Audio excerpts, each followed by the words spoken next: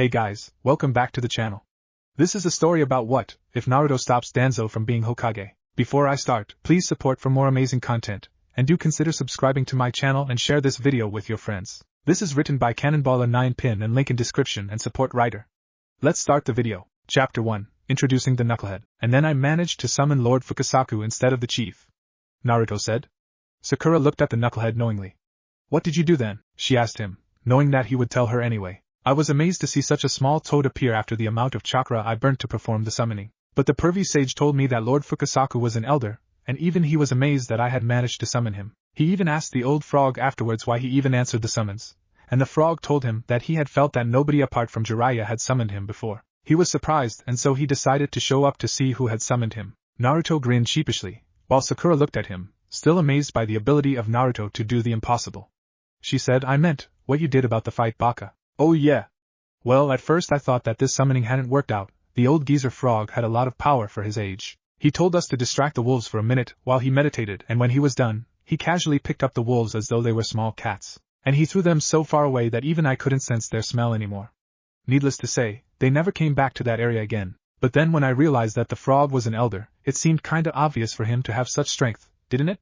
Sakura nodded. It had been just over a month since they had rescued Gaara from the Akatsuki. Well, more like brought back from the dead, considering what had transpired and Lady Chiyo's sacrifice. They had been waiting at the gates of the village for Kakashi-sensei, who as usual was keeping up his reputation of being tardy. However, this time Naruto and Sakura had not minded as much as they would normally have, having a lot to talk about in the years of absence of Naruto from the village. Yo!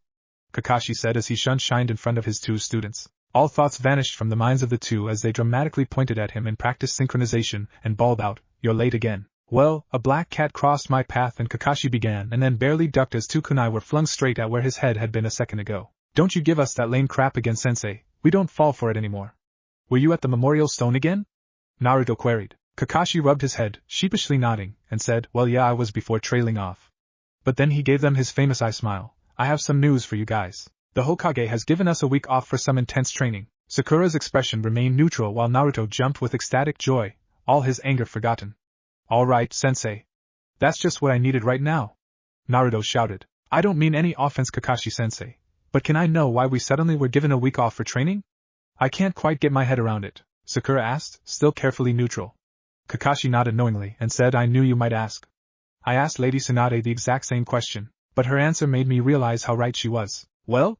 Sakura asked while inner Sakura groused, out with it already. Kakashi looked at the two of them seriously. The Hokage believes that we need to get in some serious training, not only because it has been a long time since we have worked together, but also because she believes that the two of you must really work on your teamwork. 3 years ago, Sakura had only just begun training in medical jutsu and didn't serve much of a team partner in combat. We were the ones who did the fighting while she hung back, waiting to heal us or to protect any client. But things have changed now, he continued. Sakura has become a full-fledged kunoichi now, able to take hits and punish others as well. Her raw strength, coupled with your stupidly ridiculous endurance, Naruto, will be more than enough to take out huge amounts of enemies in a fight. So the Hokage decided to give us this week off to learn new strategies, new combinations of attacks, and of course, new jutsu as well. Sakura nodded, knowing that 3 years ago, she probably would be worrying more about her hair getting spoilt rather than taking her training seriously. She wondered how much stronger Naruto must have gotten in the past 3 years. She could see the lean figure he cut now, because of his uniform being a little tighter than the old orange jumpsuit. She wondered how much time he had spent training, though, considering that he was trained by the biggest pervert in the world. Well then, that being said, if you guys are up for it now, I'll show you the place where we shall be training, Kakashi said, to which both of them nodded. The three of them stopped at a small clearing around 10 miles outside the village. It was a small plain ground, surrounded by fruit trees on all sides, with a small stream flowing down at one side. Kakashi looked around, and said, I was partly responsible for creating this place. Sakura looked at him so fast that she cricked her neck. She put it back in place with a snap, still looking at him incredulously. How, sensei? She inquired. When I was in the AMBU, my team was sent here to ward off some stone ninja, who were trying to infiltrate the leaf. Needless to say, the battle was quite fierce, and of course, the stone ninjas don't give a damn about trees. I was quite famous back then for my Sharingan, and copied one of their techniques, and used it before them. I didn't even know what it was going to do, but I was young and foolish and consumed by darkness. Sakura allowed him 30 seconds of reminiscence before loudly clearing her throat. Kakashi looked mildly embarrassed and continued, Anyway, the entire area was covered with a thick barrier of hot stone which burnt all the trees it hit, and also killed all the stone ninjas, except for one. After a while the jutsu stopped and the stone automatically disappeared, leaving me to wonder whether it was a space-time manipulation, or something of the sort. The only stone ninja who survived had his leg burned so badly, it was later amputated to save him. He later told us that he was part of a group of ninjas who were exiled from the stone village. They had tried to infiltrate the leaf so that they could steal vital information in order to buy their way back into the stone village. He was given a chance to live as a normal civilian in the leaf village and jumped at the chance. He is Igiromo, the man who runs the largest ninja supplies shop in the village. We learned from him that his crafting skills are extremely well refined and gave him a chance to prove his loyalty.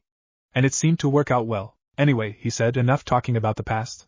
I found out that despite the circumstances around the creation of this plane, it is an extremely convenient place to train, being far enough from the village not to be disturbed, but close enough should we have to return in an emergency. So I thought we would rough it out here for a week rather than risking suspension for destroying any training grounds, considering the strength that both of you have, combined. Naruto and Sakura smirked at him. Well, what are we waiting for, Kakashi-sensei?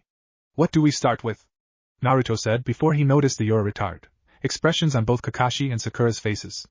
What? He asked defensively. I don't know if you're ready to sleep on the ground, Naruto, but I sure as hell am not, Sakura replied. We'll need to get our tents, sleeping bags and other supplies as well. Right, sensei? Absolutely, came the reply. Well, couldn't you just say so? Naruto grumbled. We'll meet here tomorrow at around 8 a.m., and be sure to bring in some weapons. We can practice those throughout the week too. Kakashi said.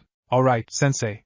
Both his students said. See you tomorrow, then, said Kakashi and vanished from their view. Sakura and Naruto took to the trees, discussing what types of training they might undergo under their sensei. As they reached the main gates of the village, they bumped into Ino, Shikamaru and Choji. Hey Naruto and Sakura, Choji and Ino said, while Shikamaru lazily nodded at them in a most, whatever these guys said expression. Hey you guys! Heading out for a mission, are ya? Naruto smiled. Yup, you got it. B-rank mission of some sort. We don't exactly know any details because this mission is on a need-to-know basis only, but the Ino Shikacho formation was specially requested. So we're off to the edge of the land of fire, Choji said, while biting into a potato chip as he spoke. Alright, well good luck guys, Naruto said boisterously, as they nodded to the duo and then took off to the trees. Naruto couldn't help but notice the curves and slender legs of Ino, what with his training with the pervy sage, and his own peeping habits. He suddenly felt the killing intent unleashed at him, and turned around to see Sakura staring at him, cracking her knuckles as though she would like nothing better than to beat the stuffing out of him. What do you think you were doing right now, staring at Ino's backside like that, Naruto? She yelled. Naruto quickly replied, I wasn't. I was just wondering what kind of mission they could have which was on a need-to-know basis only. She looked at him again, not entirely convinced, but accepted his explanation anyway. Naruto heaved a sigh of relief and praised himself for his improved ability to lie so smoothly. Just then Rado, who was at the village entrance, keeping a watch, got a call. The two of them hung back, listening in. It was fortunate that they did, because Rado said, it was Lady Tsunade. She wants to see the two of you. Anything urgent? Sakura asked, with a hint of worry lacing her voice. He replied, didn't sound that way, though I can't be 100% sure. He frowned. Either way, you better get going right away. Keeping the Hokage waiting is never good for one's health, you know? Naruto blanched. Chapter 2, Weakest Ninja? As they reached Ninja Ops, the duo saw the Hokage looking out of the glass window. She nodded to them, and they shined straight into her office. She turned towards them and said, as you may know, I have given the two of you a week off for some intense training along with Kakashi. Both of them nodded, wondering what the Sannin had in mind. I wanted to talk about your skills a little bit. Sakura notices that the statement seemed to be directed more towards Naruto than towards her. Naruto, of course, remained blissfully obvious of the situation. The Hokage continued, Naruto, you have a keen sense of combat and tactics while in the field. You have also displayed intelligence and creativity which many in the village would not have deemed possible from a knucklehead like you. Naruto turned to smirk at Sakura, who groaned. Then the smirk was wiped off his face as the Hokage said, however, on paper, you are the weakest ninja in the Konohagakure. He looked at her in incredulous amazement, as did Sakura. Tsunade took her turn to smirk at him while he struggled to find words. Sakura fell into thought, thinking that if he was the weakest ninja in the village, then what it meant for the rest of them. But he continued struggling until Tsunade put her hand up to silence him. She continued, of course, these records have not been updated for the past 3 years since you went for the training trip outside the village, which is another reason why I wanted you training this week. I saw the skills that you showed during the bell test against Kakashi a month ago, but I want to judge all your skills properly. That is why, after the end of the week, I am going to personally spar with you, to record your skills as they are now. Sakura gasped involuntarily. For the Hokage to personally spar with a genin of the village was practically unheard of, even if the genin just happened to be the biggest knucklehead of the village. She asked nervously, Milady, are you sure about this? Yes, I am quite sure, Sakura. Now I will not only fight Naruto alone in an all-out battle, but I am also going to take a taijutsu test against the two of you after the training week is over. In this 2-on-1 match, only hand-to-hand combat will be allowed. That will give me an estimate of how good your teamwork is. The solo match with Naruto will take place after this one, so that the knucklehead can consider it as a warm-up. She grinned mischievously. Which brings me back to your on-paper skills, Naruto. Naruto paled, and began to speak, but she again stopped him and said, you need to know if you want to improve your chances of being Hokage in the future. As it stands, most of your unarmed combat skills are ranked between C and E, while your weapons and genjutsu skills are practically non-existent. You only have 2 A-rank techniques, the Rasengan and the Shadow Clone Jutsu. Your summoning technique, while impressive, is not uncommon and holds a C rank along with your sexy jutsu. Now, we do not have much of an idea regarding the kind of training you received from Jiraiya, but I'm pretty sure he avoided genjutsu and weapons. Naruto nodded slightly, saying, Pervy Sage only taught me the basics of genjutsu, mainly how to tell if you are trapped in one, and how to break out of one. And like you said, he totally avoided weapons. But it actually compensated for my unarmed training skills, by improving my taijutsu considerably. I reckon I could take Rock Lee on easily now.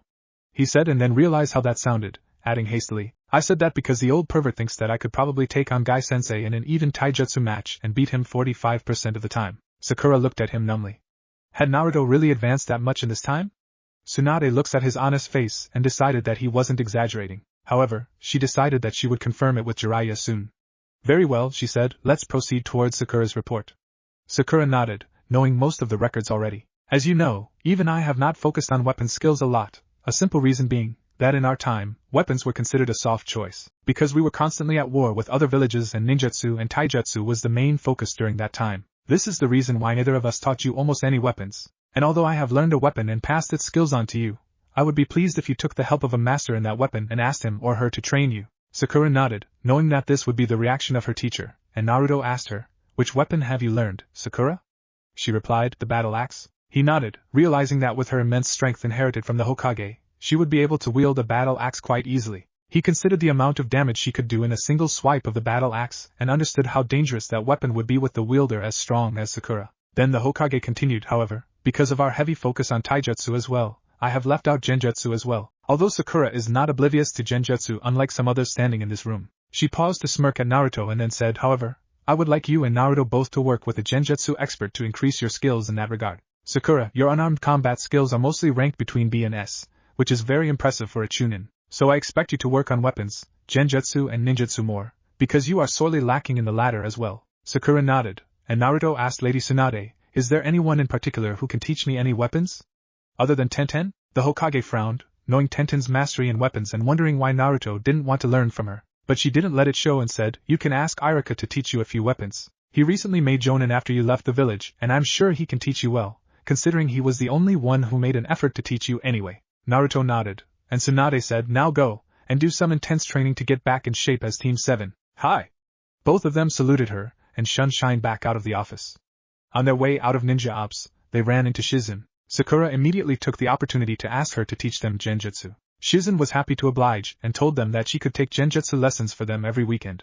They went towards the academy happily. Naruto met Irika-sensei at the academy and Irika was only happy to pass on his weapon skills to his favorite students. He took Naruto and Sakura to Ichiraku's for some ramen, and then asked them why they suddenly had an itching to learn weapons. Naruto told them of their situation on paper, and Irika nodded, saying, well, unlike the Chunin exams, which you can pass by fluke or by using your teammates, the Jonin exams are a trial of the 5 pillars of the ninja arts.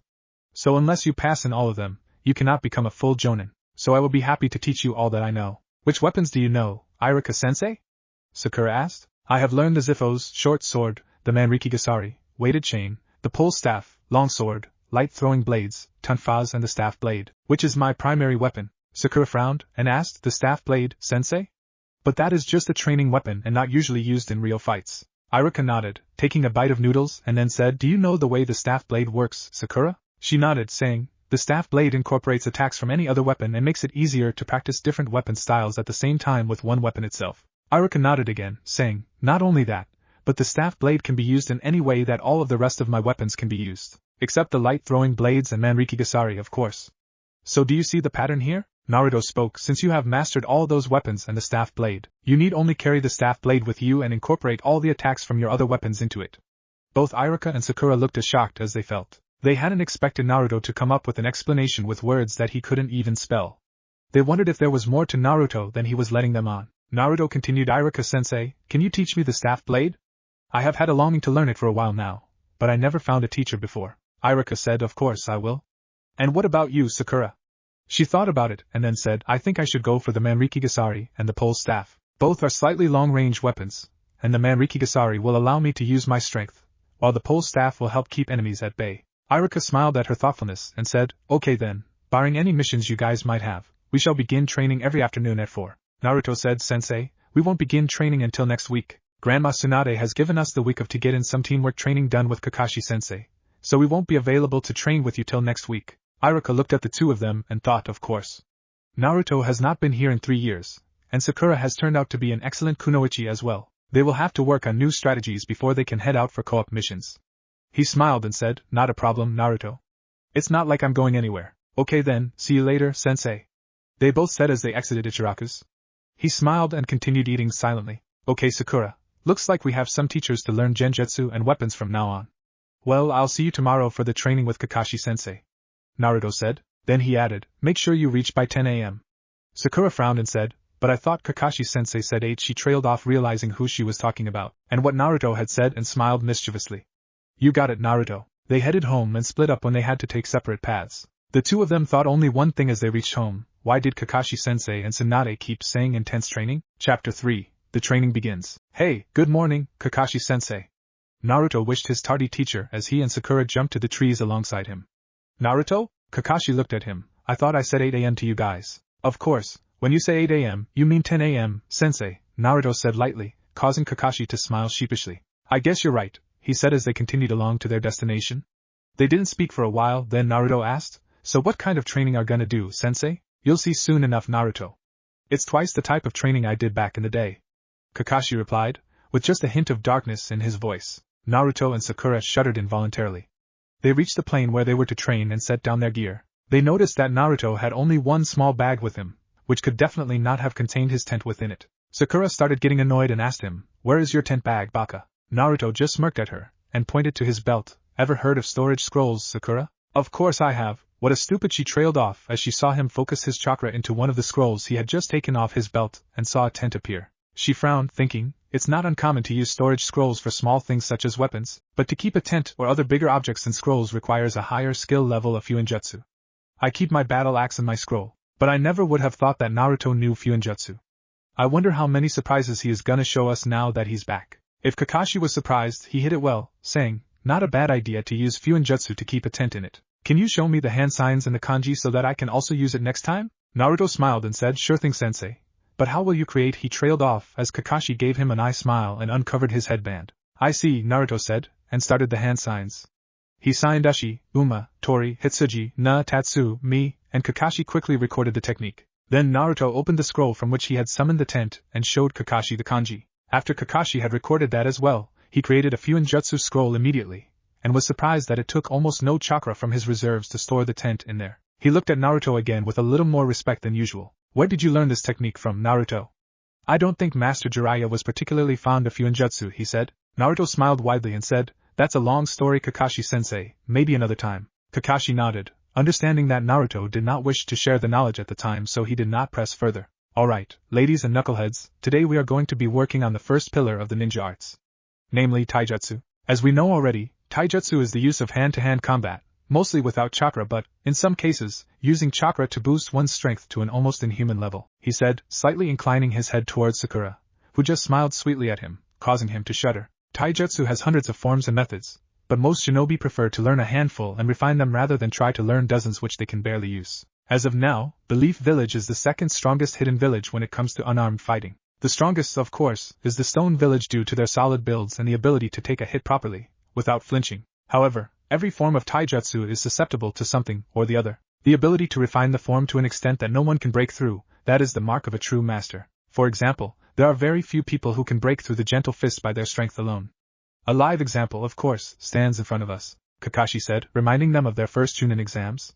Naruto smiled slightly. He had met Neji briefly the previous day and was amazed by the way Neji greeted him, almost as friendly as Shikamaru, or even Choji were towards him. Kakashi continued, I will tell you all the forms I know which are used in the Leaf Village as well as some that we do not use but which I have copied from other villages. They include the Hard Fist, 12 Kicks of Fury, Gentle Fist, Dragon Style, Unbreakable Willow, Tiger Style, Snake Fist, Eagle's Claw and many others, which form the base for the other taijutsu forms which evolve past the basic forms by combining 2 or more of the arts. For example, a person using the Unbreakable Willow along with the Tiger Style will be undoubtedly difficult to defeat in unarmed combat alone. However, it takes months to develop a fighting style that is unique to the person creating it. Therefore, if you wish to develop such a unique style, you will have to find the balance on your own. Although I will always be there to guide you, of course. Sakura nodded, and said, Lady Tsunade makes the Tiger Style and the hard fist for a taijutsu form she calls the Steel Tiger. She has just recently started to teach it to me, and it is quite difficult from the regular Tiger Style which I have learned a couple of years ago. Kakashi agreed and said, alright, I was thinking we could start at the basics, working more on simple punches, jabs, and counters. That way we can see how both of you do. Both of you will fight each other. No chakra boosting your muscles, you don't want to hurt each other. Simply taijutsu, nothing more. Both of them agreed. Begin, he said, and they shot off towards each other even before he finished his second syllable. Sakura reached Naruto and threw a right punch to his left lung while getting in a jab to his right thigh from her left hand. Naruto slid to the right to avoid her punch. Her jab was quite weak due to her right-handed fighting style.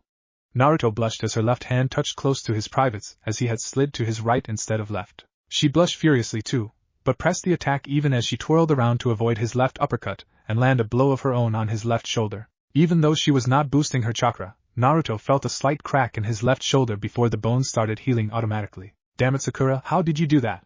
Are you that much stronger now? Thought Naruto as he slid between her hands to land a light offhand punch on her chest, blushing again as he did so. She slid a few feet back from the pressure on the punch, and wondered how much of his strength he had put into that punch. She charged back into the fight and threw twin punches to his face and stomach. Naruto dropped in a perfect split and threw his hands in front of him, blocking her next punch while cartwheeling backwards from the force at the same time. As he jumped back into battle, he aimed a feinted jab at her eyes and threw in a punch to her stomach. She was able to see the feint coming and knocked aside his punch with her right hand while aiming an upper punch towards his right hand, which had gone for the feinted jab. He pulled his hand back to the left at the last moment and caught her hand with his own, pulling her towards him while aiming his left hand towards her heart. She jumped straight up into the air, using his right hand as leverage, and landed behind him, scoring a light punch to the back of his head. Stars exploded in front of Naruto's eyes as he reeled forward and fell a couple of meters away from where she had hit him. He got up slowly, rubbing his head, and said, You do realize that I'm not your enemy, right? She scratched her head sheepishly. I didn't expect that punch to be so hard. Then maybe I need to stop holding back, Naruto said. She looked at him, amazed, and thought he was holding back all this time? Just how strong is Naruto? Her unasked question was answered when his next punch came thrice as fast, and she barely blocked it by crossing her hands in front of her chest. She felt the bone in her right arm crack from the pressure and gaped at Naruto, who was now dancing around her like a professional boxer on his toes. Okay, that's it for now, said Kakashi. He had been observing the fight with his Sharingan and had seen that while Naruto had mostly been using the preferred fighting method of Master Jiraiya, he had been mixing in the Tiger Style and Iron Monk forms as well. He wondered where Naruto had picked up the Iron Monk form, because he had only ever seen one person use it, and that person was Naruto's mother. No sense in wondering about it right now, I'll ask Master Jiraiya about it later, he thought as he called them over. Sakura began healing her right arm, still worried that he could crack her arm just by a single punch. Naruto walked over, flexing his shoulder to exercise his recently cracked bone. Kakashi wondered whether he could nominate his team for the International Taijutsu Tournament, with these two cracking each other's bones in light training. He said that was a good start. I can see that you two performed the styles of Master Jiraiya and Lady Tsunade very well.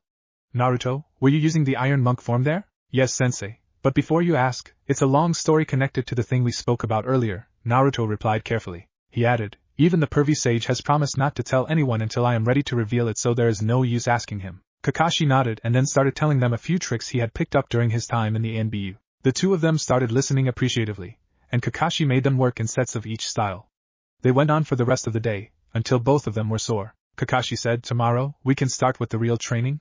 Both Naruto and Sakura blanched. Chapter 4. The Power of the Kyuubi. The last 3 days had been very hard on both Naruto and Sakura. Kakashi had made them work so hard that for the first time in his life, Naruto had not recovered from his previous day's injuries. This was the result of the chakra weights that Kakashi had brought from Igiromo. Igiromo made only 3 to 4 sets of chakra weights every year, so he had saved 1 set of each for a rainy day.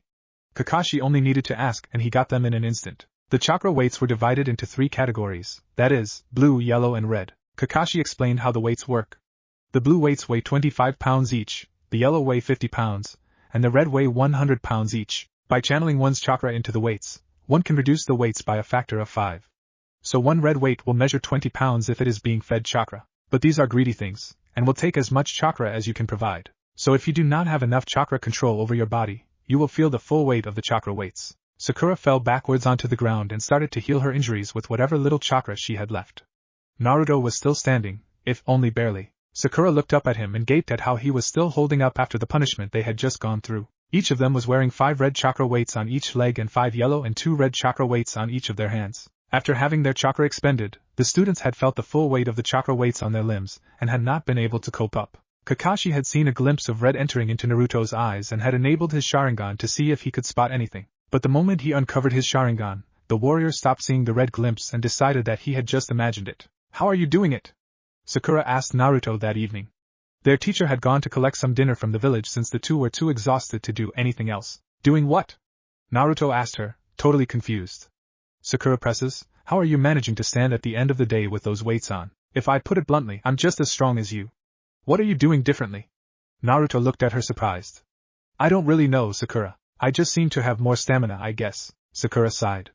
Of course, the knucklehead never knew when to give up.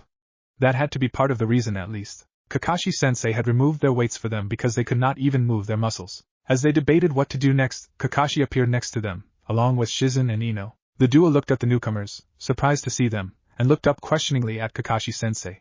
He answered their expressions, "I went too hard on you guys today. I'm sorry about that. I can't have you falter in the middle of your training. So, I brought Shizen here to check your injuries and heal you. I met Ino on the way and she decided to help as well." Shizen looked at both of them and determined that Sakura needed most of the help because the knucklehead was already regenerating his wounds. She told Ino to help him with the process while she tended to Sakura. Ino looked at Naruto, who had removed his jacket and tank top, sitting bare-chested outside his tent, and felt a slight blush, looking at his ripped figure. He had been scrawny when she last saw him.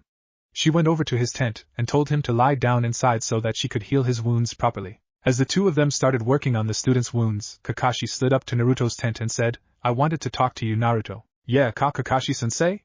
Naruto faltered. "I'm sorry to bring it up right now, but it has to be in private. If you could step out for a minute, Ino?" he said. Ino nodded, saying, "Just give me a second to close this cut up and I'll be gone. He's mostly healed up anyway." Kakashi nodded. After Ino had left the tent, Kakashi signed Inu, Tatsu, Tori, Hitsuji, Ushi and said, "Air vacuum jutsu." Looking at Naruto's confused face, he said, "I have to make sure this does not leave the tent." Naruto nodded. "Naruto, have you been using the Kyuubi's chakra today?" Kakashi asked. Naruto frowned. He had not been aware of reaching into that source of power. He looked back up at Kakashi-sensei, totally confused and lost. Kakashi-sensei realized that he did not have any idea about whether he had been using the Kyuubi's chakra and so he did not press the matter. However, he told Naruto, "I'm gonna be using 1 weight less for you on each limb, because I do not want to have anything to do with the Kyuubi on this trip." "I understand, sensei," Naruto said, exhaustion taking over him. Kakashi released his jutsu and turned to leave when a sudden gust of wind behind him compelled him to turn around. His uncovered eye went wide as he saw Naruto standing in front of him, 3 red chakra tails lashing out behind him, his red slitted eyes glowing maniacally and a wind Rasengan glowing in his hand. The Kyuubi crooned, "The boy understands, Kakashi. But you were too late. He is mine." Kakashi dived out of the tent just in time to avoid a chakra tail of the Kyuubi from catching him. He looked back up at the demon, and had only one thought in his mind. "Oh shit. Everyone get back." Kakashi warned the women who were regarding the situation with varying degrees of wariness and fright. Ino was not sure what she was seeing and Sakura and Shizen were practically riddled with fear. Then it suddenly clicked in Ino's mind and she looked back at Naruto with fear and worry in her eyes. "Naruto," she said softly. The demon fox looked at her with a wicked smile in his eyes, and said, "The boy is not available to answer your call right now.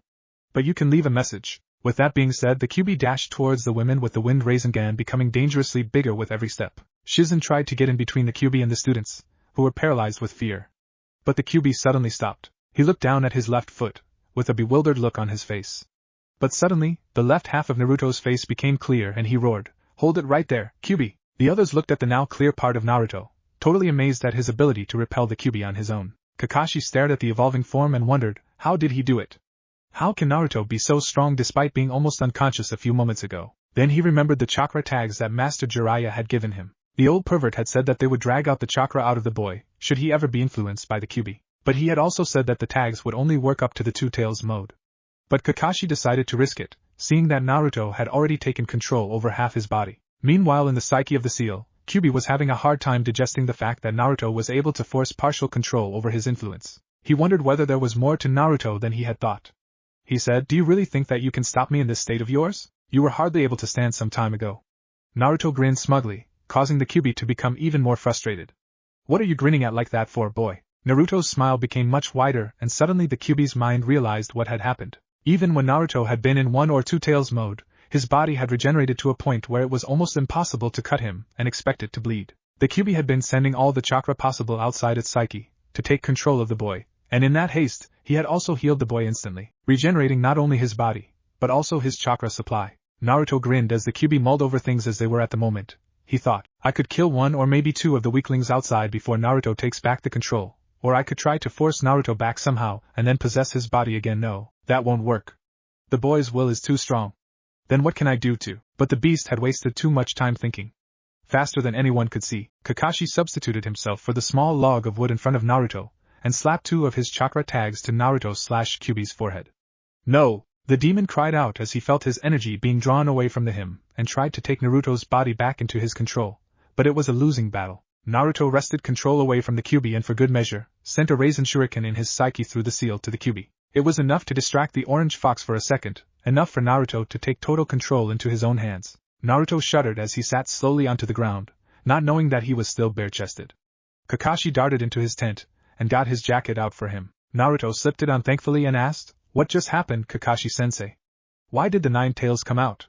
Ino gasped, her suspicions confirmed. Kakashi looked at her, and it was the graveness of the situation that kept her from pointing at Naruto and demanding an explanation. She looked at Kakashi-sensei and nodded. All of them sat together, Shizen still healing some minor wounds on Sakura's biceps. Kakashi said, Ino, this will not go outside this group. Ino nodded fervently. He continued, Naruto is indeed the Jinchuriki of the 9-tailed fox. This is only known to the civilian and ninja adults of the Hidden Leaf Village. There was a reason why children weren't told about him, but most of their parents did not want to let their children near him anyway. Your parents must have also said the same. Ino nodded again, tears forming in her eyes. She looked at Naruto and said, I'm so sorry, Naruto. If I had known, Naruto interrupted her, if you had known, you probably would have hated me more at that time, for being the monster that almost destroyed the Hidden Leaf. As a kid, I was always being beaten up by drunk civilians and other people for being a monster. Nobody gave me a chance to prove my worth in this village, until I met Iruka-sensei. But I survived through it and made friends such as Sakura, Shikamaru, Choji, Kiba, Kakashi-sensei and Sasuke as well. He faltered. Then he looked at her determinedly and continued, and I don't feel bad about being a Jinchuriki. It tells me that the 4th Hokage thought that I would be brave enough to cope with it, and that makes me feel very proud. I have subdued the Kyuubi for the first time now, but now that I have done it, I have no doubt I will do it again. Ino looked at him again, and then hugged him. His arms fell to his sides, stunned at her reaction and more than mildly embarrassed. Sakura looked annoyed at this sudden affectionate display but also worried and relieved that Naruto had repelled the Kyuubi on his own. Well, mostly, considering Kakashi's help. Shizen was happy to see that her self-appointed brother had become so mature and strong.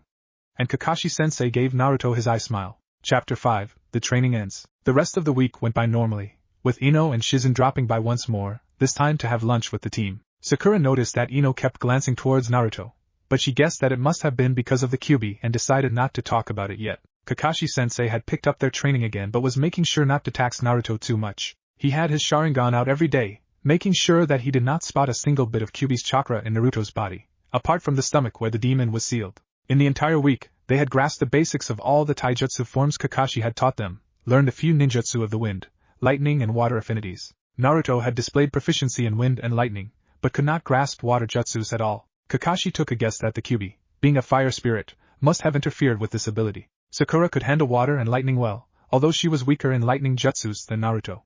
Kakashi thought, they made some amazing progress this week. If they had been training like this for even just a year or so more, I'm pretty sure they could surpass their teachers, the Sannin. It was finally time to head back to the Leaf Village. As the two started packing up their bags, Kakashi stopped them. Naruto raised his eyebrow at Kakashi, who explained, I'm bending the rules. We are going to have a test of what you learned in this past week so that I can sum up your skills all at once. Both of them nodded at him. He took them to a part of the ground further away from where they usually trained. He said, as you can see, I have marked a circle of this ground to use for this test. You cannot leave this marked circle, nor can I. Anyone who leaves it even by mistake will be disqualified, and will not be able to get their hands on one of them. Sakura looked confused but Naruto just groaned knowingly, as Kakashi removed 2 bells from his pocket. He said, you have until noon to get the bells. And Naruto, I've finished reading that book so that trick won't work again. I wrote half of the next book, shot back Naruto. Kakashi stammered, well then, let's just make that a disqualifying offense this time, shall we? Naruto just smirked evilly at him, and he shuddered. He swallowed his fear and said, begin. Both of them just stood there. Sakura looked at Naruto and nodded. Naruto raised his hands and signed, Multi-Shadow Clone Jutsu. Scores of clones shot out running around randomly, until the traps started showing up. Naruto clones were strung up by lasso ropes, fell into pits, coughed as poison fog shot into the air and exploded as hidden kunai flung into them. Kakashi gaped at them as his week-long efforts were destroyed immediately. He tried to calm himself but couldn't stop from almost crying as his traps were destroyed in seconds. Naruto and Sakura smirked at him, Naruto saying, "Shall we begin now, sensei?" Kakashi stared at them, totally dumbfounded. Then he asked, "What gave it away?" Sakura said, "Apart from the fact that we couldn't leave the circle? We saw you digging something here today at dawn. I told Naruto, and he decided that you must be setting up something. We know you too well now, sensei." Kakashi nodded wearily, feeling quite old all of a sudden. But he got no more time to relax as Naruto suddenly attacked him with a ferocity that he never would have expected from him. He punched and jabbed and kicked with all the fierceness of an animal and strength of a demon. Kakashi saw that his eyes had become red and slitted. He asked, "What the hell are you doing, Naruto?" Naruto spoke and his voice contained the growl of the Kyuubi. "You told me to take the bells, didn't you? And the only way I can do so is to come at you with lethal force." Kakashi wondered whether the Kyuubi had possessed him again and tried to get his headband up, but it was too late. Kakashi was suddenly lifted up into the air and flung to his side. He bounced onto the ground once, and then cartwheeled back to his feet. He looked up to see what had happened and to his surprise saw Sakura standing with one hand holding a bell and the other in a V pose, and Naruto stood next to her with the other bell in his hand, his eyes completely cerulean blue and smirking at Kakashi. As realization dawned up Kakashi, he asked, "The whole thing was just an act?" Naruto grinned, "Of course it was. As if I would ever hurt you, sensei. I just figured that if I attacked you hard enough, you would forget about Sakura." Kakashi scratched his head, embarrassed, and said, "You guys know me too well to make this a valid test. You pass for what it's worth." And he thought in his mind, "You've even surpassed me now. Keep it up and become the heroes of the future." As they headed back to the village, they met Lee, Niji and Tenten along with Guy-sensei. "Hey everyone," Naruto said boisterously, as they joined groups and headed to the village. "Back from a mission?" he asked, to which Lee and Niji nodded. Guy-sensei looked at them and said, "We had gone to the land of air to help the sand ninjas with a rescue mission. Our skills were specially requested because of our team's speed." Kakashi asked, "What was the mission?" Guy replied, "Some technicians had gone missing from the land of air in the past few weeks. It was our mission along with the sand team to find their trail and rescue them. Our secondary objective was to eliminate the threat, if any." Lee and Niji nodded appreciatively at that while Tenten sighed. Naruto noticed their expressions and asked, "What happened? Were there many enemies?" Lee nodded, while Niji explained, "The kidnappings were conducted by a group of rogues who wanted to use technology to try to use jutsu by creating jutsu circuits. They had already reached the final stages when we stopped them." Naruto didn't seem appeased, so Niji continued, "Circuits are fragile things, jutsu circuits even more so. A simple water jutsu was enough to negate the circuits that the bandits had strapped to their hands." Naruto nodded, remembering that pervy sage had taught him about circuits, but he had not paid that much attention at the time. As they reached the village gates, Rado and Genma looked at them and said, "Identification?" Everyone stopped, surprised and incredulous. Kakashi said, "What's the matter, Genma? Why are you asking for identification from us? You know us very well." Genma nodded, but kept his guard. "The Hokage just received word from the Kazekage that a group of robbers have gained a scroll from a tomb of a disciple of the Sage of Six Paths. It allows the robbers to transform into anyone they have ever seen before, and that the transformation is so perfect that not even an elite ninja can make out the difference." Kakashi and Guy looked at each other, then suddenly sprung two kunai out and threw them at each other. All the students looked surprised at this exchange and tensed in anticipation. Kakashi asked sternly, "What was the first thing Might Guy ever said to me in the academy, after he and I passed and became genin?" Guy responded, "I challenge you, Kakashi. You cannot match the power of the handsome devil of the Leaf Village." Despite the grave situation, Guy could not help but blush in embarrassment as he said the words. Both Kakashi and Guy relaxed. Naruto had to stuff his fist in his mouth to stop laughing, while Guy's team did not react, having heard this sort of stuff way too many times. Guy grumbled, "Of all the things you could ask me, you had to ask that?" Kakashi said, "I had to be certain." But his eyes gave his amusement away. Everyone relaxed and Genma allowed them to continue. As they made their way to Ninja Ops, Guy and Kakashi fell back a bit, talking to themselves in hushed tones. Naruto couldn't help but try to overhear them, but Kakashi had used the air vacuum jutsu to keep him out of earshot. They reached Ninja Ops to find Lady Tsunade standing outside, waiting for them. She started talking as soon as they reached. "It's good that I found you guys together. I have a mission for you. Get in the office. I'm waiting for another person." They obliged, Shun shining straight into her office. After a couple of minutes, Naruto started fidgeting and Sakura gave him a light pounding on the head to keep him from doing something stupid. Just as things were getting nervous, Tsunade stepped into the room along with the forms of Asuma, Ino, Shikamaru and Choji. She looked at everyone as she sat in her chair. As she was about to talk, she received a call. What is it? She yelled into the phone before calming down considerably. Sorry, Gaara, I'm a bit on edge right now. I have 3 teams in my office right now. Want me to switch to loudspeaker mode? He must have obliged because she did. As you must know by now, a group of robbers have desecrated the tomb of a legendary ninja who was a student of the Sage of Six Paths. This student was a master of disguise, and the scrolls hidden in the tomb have helped the robbers achieve the same transformation skills. This is extremely infuriating for the Land of Air, because the student was from our country and it is a matter of personal pride for us. The gang which stole the scroll was last seen in the Land of Greens and is quite large too.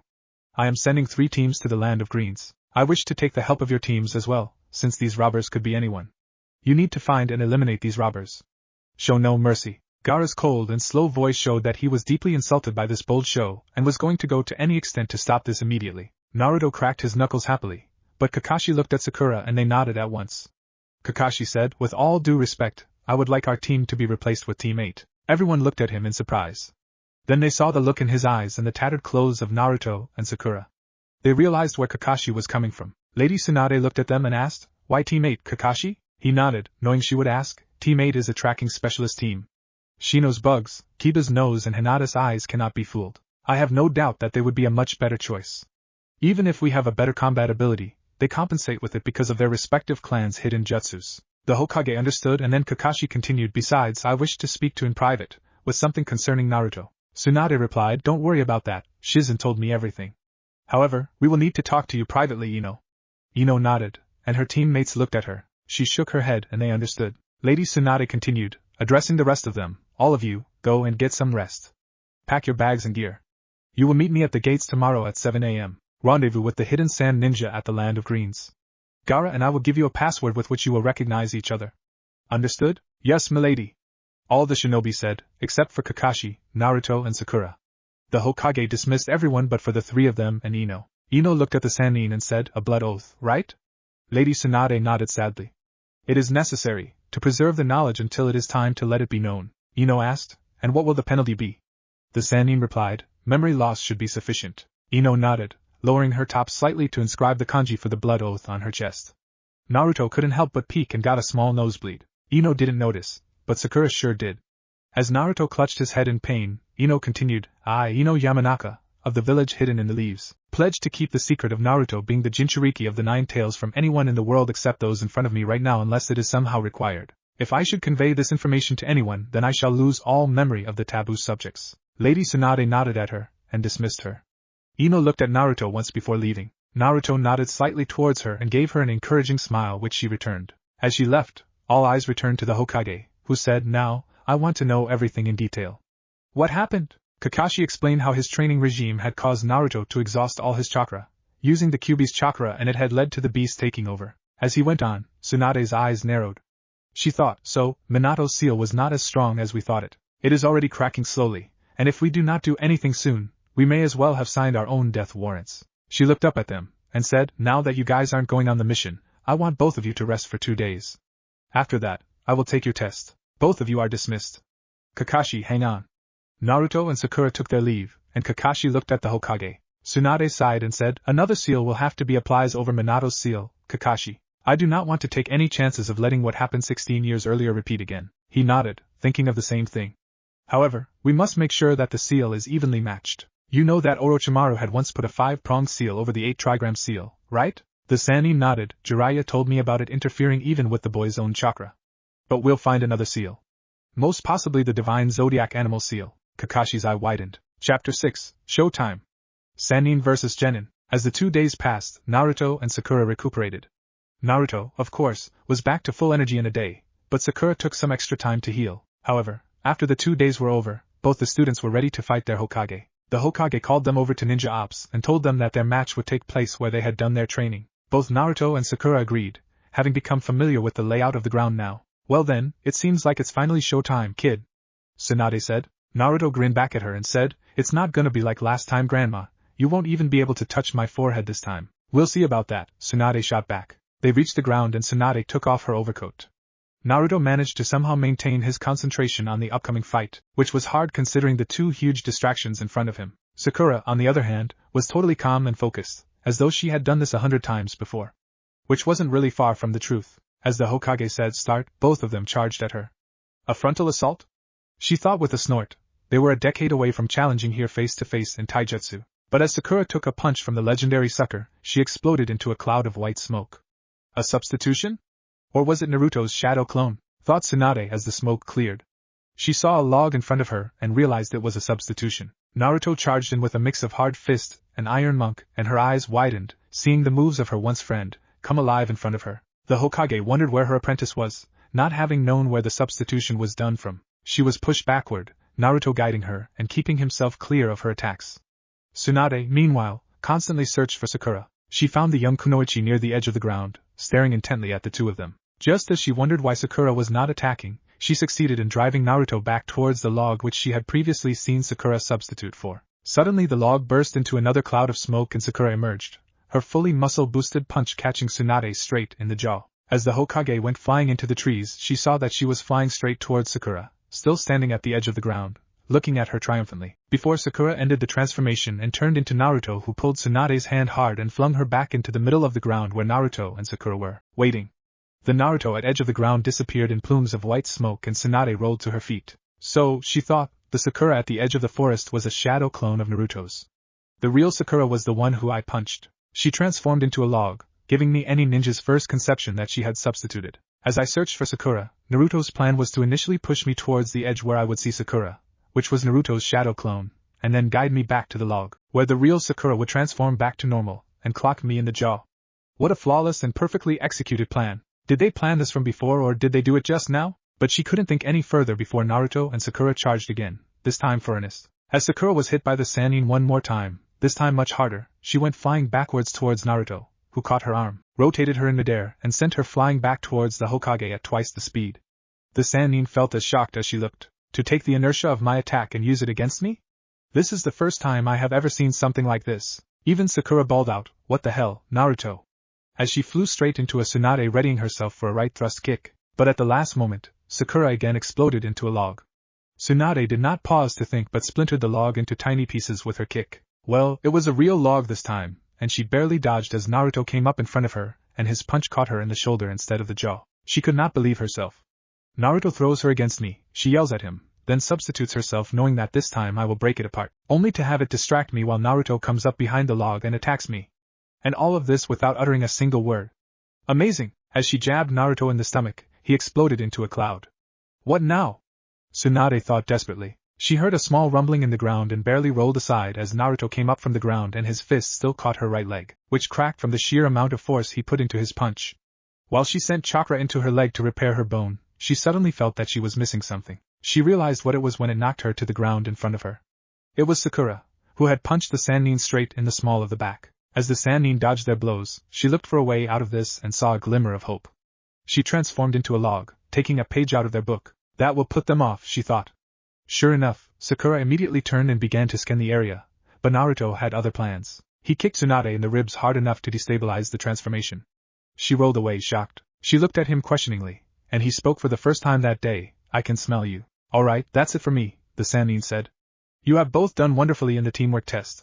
I honestly could not keep up with the pace of your attacks and the perfect coordination that you kids showed. Well done."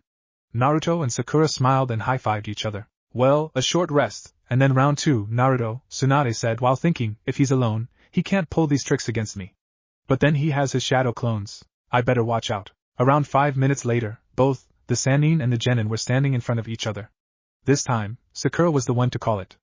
"Begin." Naruto and Tsunade both rushed towards each other, Tsunade's hands glowing with the electricity of the Ranshinsho. As she touched Naruto, his hands flailed and she frowned, not expecting him to fall for her jutsu so easily. But suddenly, his hands swung out in twin punches and he boxed her ears, quite literally. The Sannin was unnerved now. She started to ask him, but Naruto said, "I asked Sakura to teach me the counter to the Ranshinsho." She nodded at his intelligence, and stopped the flow of chakra into her hands to avoid wasting any more chakra. Naruto grinned at her, and started his form of Iron Monk style. The Sannin dodged his attacks, having seen them before, but he then started randomly mixing in the Snake Fist style as well. She hopped back 2 steps, signing, Earth style, Stone Claws Jutsu.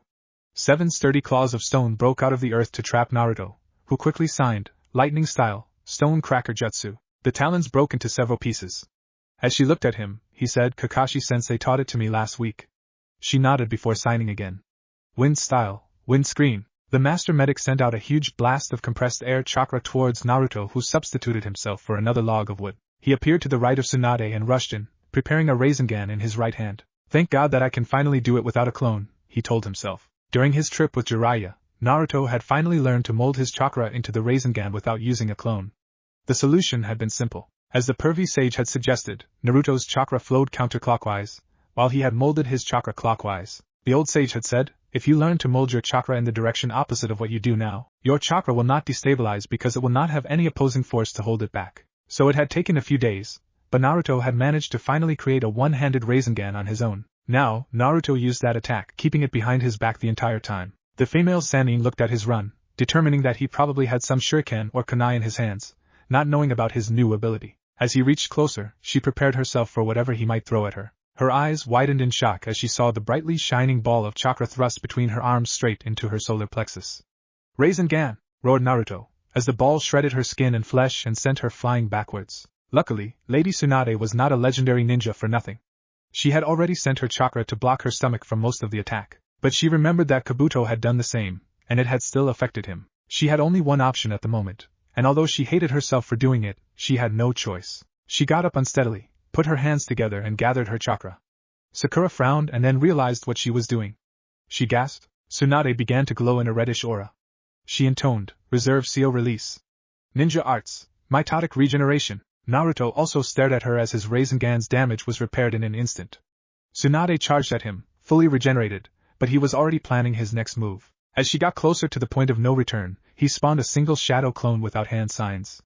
The Sannin stopped and stared at him, eyes wide. The shadow clone jutsu was an A-rank jutsu. Although he had been using it for quite some time, she didn't have any idea that he would be able to do it without hand signs. Then Naruto smirked at her, his shadow clone having bought him the distraction he needed.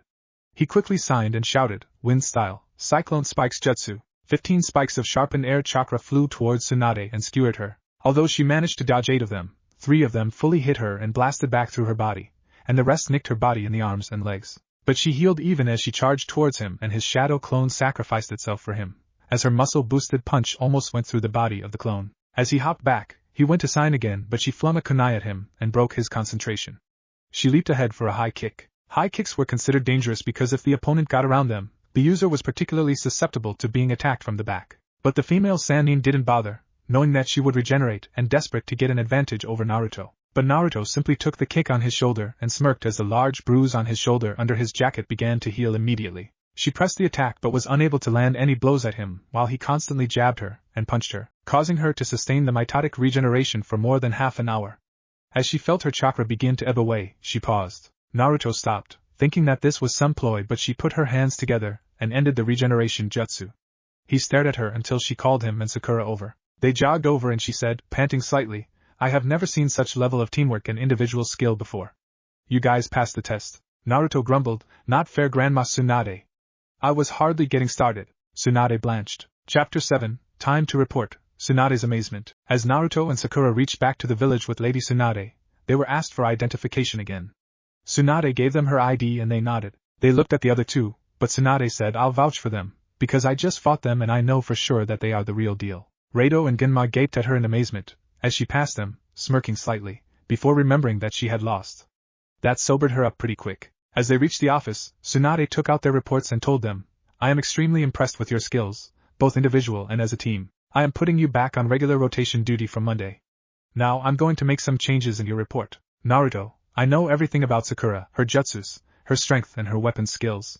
But I have never seen you using those jutsus before. I will need to make note of them in your records. Naruto looked at her honestly and said, Grandma Tsunade, I would rather like it if you could keep the ninjutsu which I used, and the Iron Monk style away from my record, at least until I feel confident enough to share how I acquired them. Tsunade frowned and he added hastily, I have already told the pervy sage to keep mum about it, so you won't get anything out of him. She said, but what is it that you do not wish to talk about yet?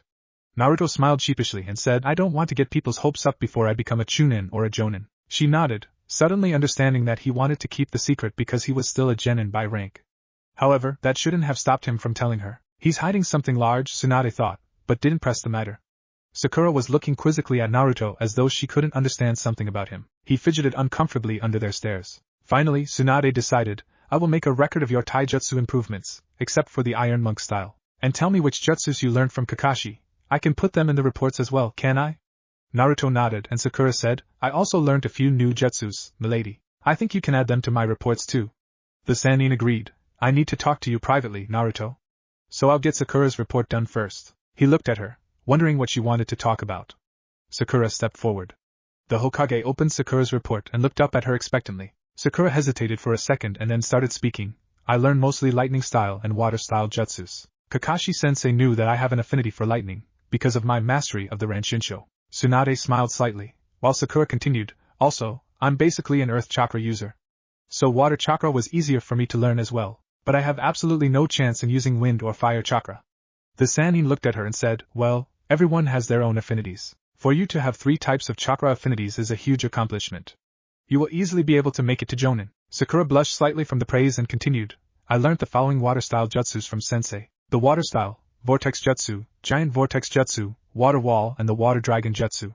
She again blushed and looked at her feet as Tsunade openly gaped at her. Finally, Tsunade managed to open her mouth and said weakly, you learned the water dragon jutsu in 1 week? Sakura nodded. She continued, I also learned the following lightning style jutsus from Kakashi-sensei. The lightning style, lightning trident, the stone cracker jutsu, the spark darts jutsu and the lightning lance spears jutsu. The younger medic looked at her teacher, mollified by the look on Tsunade's face. The only angry thought in the Sannin's head was, what the hell is Kakashi playing at? Sakura added, oh, I forgot. I also mastered the earth style, mud clone jutsu. Sheesh. Tsunade thought. This is too much. But she didn't show it anymore and looked at Sakura with a healthy amount of respect and pride. She said, I am so stunned right now that I can't think of anything. How did you master so many jutsus in 1 week? Sakura scratched her head sheepishly, saying, well, I wouldn't say master. Kakashi-sensei has placed all my lightning release jutsus at C rank or B rank. He has told me that I will need to improve the techniques a lot more, before I can use them at which rank they really are. She looked slightly uncomfortable saying it, but Tsunade suddenly understood. This week had not been devoted to training in the arts they had developed. It was to teach them a flurry of new techniques so that they could improve the techniques on the go, during missions or other normal training. She heaved a sigh of relief and said, and what about the water-style jutsus? Are they at a similar level? Sakura nodded, saying, of all the water-style jutsus, I can only use the vortex jutsu at its intended rank. My other jutsus are again at C rank or B rank. My water dragon is absolutely minuscule right now, even if it is powerful. She looked at Naruto as she said that and he winced. Tsunade looked at him questioningly and Naruto and he explained, I told her to try it on me.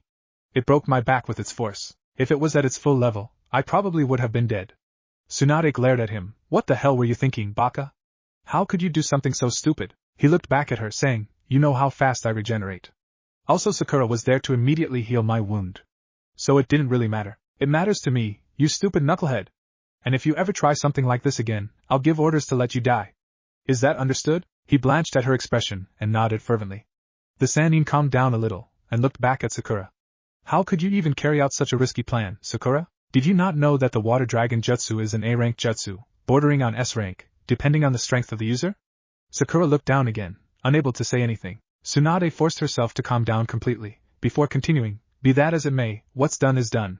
I can only request you not to do it again. Is that clear? Both of the students nodded mutely, before Tsunade said, I am putting your new jutsus at C rank, Sakura, because I have not seen them myself. As you improve under my watch, I will update the records again. Sakura said, yes, milady. Tsunade looked at her, questioning her expression. Sakura said with a small blush, I also learned the Heavenly Fingers Genjutsu from Kakashi-sensei. Tsunade again gaped at Sakura. She could not believe her ears. The Heavenly Fingers Jutsu was an A-rank genjutsu which affected the senses of smell, touch, and hearing all at once. To learn it in a week was unheard of. She grinned lecherously, remembering its effects, saying, I will need to see it for myself later, Sakura.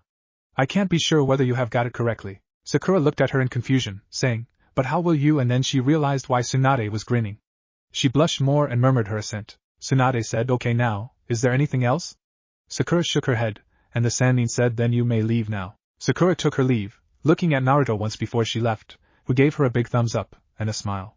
She smiled back at him encouragingly as she left. Tsunade looked at Naruto with a grin and said, I know you do not want to discuss the secret of the Iron Monk style, and some of your techniques right now, but as the Hokage, it is my duty to know the powers and abilities of all the shinobi in the village. I have to know about it, even if I have to swear a blood oath not to share it with anyone.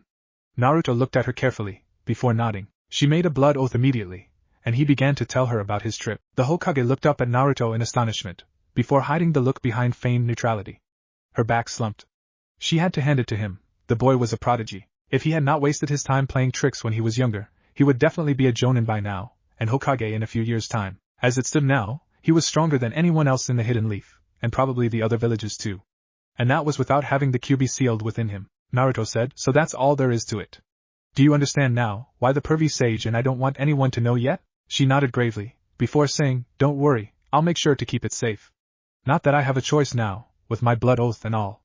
Naruto said, can I go now? The Sannin looked at him, her expression clearing, and said, not yet. You still have to give me the rest of your records. He remembered that they were here primarily to update their records. Oh yeah, he said. I learnt the same lightning jutsus that Sakura learnt, he said, to make it easier rather than naming all of them again. She nodded, creating the record immediately. He continued, I also learnt these wind-style jutsus from Kakashi-sensei. They are, the wind screen jutsu, giant wind gale, impervious wind defense jutsu, for wind scattering jutsu and the air vacuum jutsu. I can use all of them at their intended rank. The Hokage looked at him, stunned. Those were 3 A-rank jutsus, 1 S-rank jutsu and 1 B-rank jutsu. She asked, you can use the impervious wind defense at S-rank? How? He nodded, saying, I asked Kakashi-sensei and he said I was proficient enough. And I used shadow clones to decrease the time and increase the amount of training I could do. The female Sannin updated the record and said, go up to the roof and wait for me. He looked at her, confused, but went up nevertheless. Tsunade fell back into her chair, suddenly feeling every one of her 40 years. Her eyebrows twitched at the personal deception, and she got back up in a hurry, wanting to see the technique for herself. As she reached up on the roof, Tsunade activated a minor genjutsu which could allow her to see chakra outside the body in different colors. She said, I want to see the impervious wind defense, Naruto. He nodded, focusing his chakra for the jutsu. Torai ushi hitsuji, uma, mi na I saru I tatsu, hitsuji na tora inu mi tatsu. Wind style, impervious wind defense. Naruto intoned. The watchful eyes of Tsunade, coupled with the genjutsu, just made out the outline of chakra rotating outside his body in an extremely fast clockwise direction. She marveled at the speed that it was going at. The Sannin decided to test the density and speed as she threw a kunai at Naruto, who didn't even move. The kunai not only bounced back from the shield Naruto had created, but it also flung itself back at Tsunade with twice the speed she had thrown it at. The Hokage barely dodged her own weapon, which still nicked her in the left shoulder as it flew past, landing 7 buildings away from their building. Holy shit, Tsunade thought as she saw the speed of the steel missile. That is one amazing jutsu. I never even imagined that Kakashi would know it, she thought, deciding to ask Kakashi how and where he had learned it. Naruto, you can stop the jutsu now, she said. Naruto relaxed, letting his chakra stop its circular motion. Are we done, Grandma Tsunade? He asked. She nodded and said, you may go, Naruto. But if you happen to find Kakashi, tell him that I sent for him. Naruto nodded his understanding, and took off. Tsunade went back to the office. Just then, she saw Guy walking in towards Ninja Ops and wondered when his team had returned, and where the rest of them were. Guy knocked and she said, enter. Guy came in, and seeing the expression on his face, Tsunade got worried. What is it, Guy? Guy looked at her, with a dark expression in his eyes. She could make out that he had been crying recently. He said the transformation scrolls were not the only scrolls the robbers had taken. They had taken a number of taijutsu scrolls as well. We eliminated them, of course, but Lee took a number of hits from a person who was using the resonating palms technique. Tsunade's eyes shot up in anger and shock as she roared, what did you just say? He flinched, but met her gaze and nodded. The Sannin forced her anger down, remembering unpleasantly that it was this very form of taijutsu that took away her beloved brother. We captured some of them alive, milady. The one who used the resonating palms is with them. They are at the interrogation ops, Guy said. Tsunade looked up with steely eyes and said, lead the way. Guy shook his head, I'm here for another reason, milady. Lee was fighting the guy who used the resonating palms. He is intensive care right now. Suddenly, Tsunade understood why tears had been forming around Guy's eyes. He had witnessed the absolute destruction of his student in front of him. She got up with a speed that even left him blinking, and was gone before he knew it. They reached the hospital at a speed which would have left any shinobi stunned. As they entered intensive care, Tsunade saw Shizen making chakra cuts on Lee's body to separate pieces of his skin where they had been corroded. She put on a mask and entered the room. Why was I not informed of this operation, Shizen? She asked dangerously. Shizen paled underneath her mask and hurriedly replied, stammering, I'm sorry, milady. I thought that you would not be able to concentrate, given what has happened over the years. Tsunade leant over, checking the wounds. She then began using 2 carefully designed chakra scalpels to remove all the skin over the corroded areas of Lee's body. Then she initiated her mitotic regeneration jutsu and poured her chakra into Lee's body. The fine-tuned jutsu was passed from her body to Lee's body and his internal organs, which were mashed up, starting repairing themselves. The master medic's body began to slump as the jutsu wore her down, but Shizen put her hands on her mentor's shoulders, pouring her own chakra into the female Sannin. The operation took several hours, but they were able to completely regenerate Lee's body to an almost pristine state. Both the medics slumped into chairs as they took food pills to regain some of their chakra. Guy walked up to them carefully, with Niji and Tenten trailing behind him. Tsunade looked up at him and smiled slightly. He burst into tears, falling at the Hokage's feet, who brought him back up and hugged him. Niji and Tenten looked relieved, and even Tenten cried slowly but happily. Niji, who had become more open in the years after being defeated by Naruto, put his arm around Tenten's shoulders and comforted her. "How is he now, milady?" Niji asked. She looks at him and said, "We were able to restore him completely. We may also have improved his body a little, given the fact that we had to burn away the little bit of fat that he had underneath his skin. But he will need a month of therapy to get back in shape. After that, we will add him back into rotation. Can I see him, Lady Hokage?" Guy asked. She nodded, saying, "But he won't be talking now. We have given him a strong anesthetic. He won't wake up until tomorrow." Guy nodded and went in the room. A moment later the nurse came rushing out, saying, "Milady, please come in right away." Tsunade rushed back into Sealy with his eyes open, smiling at Guy-sensei. She calmed down, but thought, how did he wake up so quickly? Lee spoke. "I am sorry, Guy-sensei. I was weak and caused everyone so much pain. I promise that I will do better next time." Tears silently came streaming down Guy's cheeks as he said, "I will train you so well that you will never need the hospital again, Lee." He lightly embraced Lee and then went back out, allowing Niji and Tenten to come in. They took one look at him and Tenten started crying again. Lee clasped Niji's hand and said, "I will get well soon and then we shall spar again, Niji." Niji smiled in spite of himself, and said, "I look forward to it, my friend." Chapter 8, Naruto's Predicament. Naruto sighed in contentment as he slurped down his ramen. He and Iruka-sensei had come to Ichiraku's to celebrate Naruto's mastery of the long sword and the staff blade. As they ate their ramen, Naruto suddenly asked, "Hey, sensei? Can you tell me how the Jonin exams work?" Iruka wondered what had gotten into him suddenly, but decided to tell him. He said, "The Jonin trials are quite different from the Chunin exams. They are each held within their own village, with the village elders and the Jonin council debating on who should be promoted or not. There are 5 tests to be taken, each based on the 5 pillars of the ninja arts, namely, taijutsu, genjutsu, ninjutsu, kenjutsu and stealth and tracking skills. Kenjutsu, being weapon skills of course," he added, looking at the dense expression on the knucklehead's face. "Ah, alright then." Naruto's expression cleared, and Iruka continued, "The basic rules of the 5 tests are set as per the Council of Shadows, namely the Kages of the 5 great nations. But each proctor who takes the exam can set some rules of his or her own, which test the exam in a different manner. For example, the Jonin exams which I passed had 2 different proctors for each exam. Kakashi and Might Guy were the proctors for the stealth and tracking skills test. Kakashi had a basic test of hide and seek. The objective of his test was to find all of his clones and him before the time limit, and then to escape him, while he tracked us and our clones." Naruto nodded, and Iruka continued. Guy, however, had a different approach. He created an obstacle course to run through. You had to complete a certain numbers of mini-tests in the course to complete the test. So even though the basics are set by the council, the proctors have a great amount of leeway. "And you made Jonin this time, right?" Naruto asked.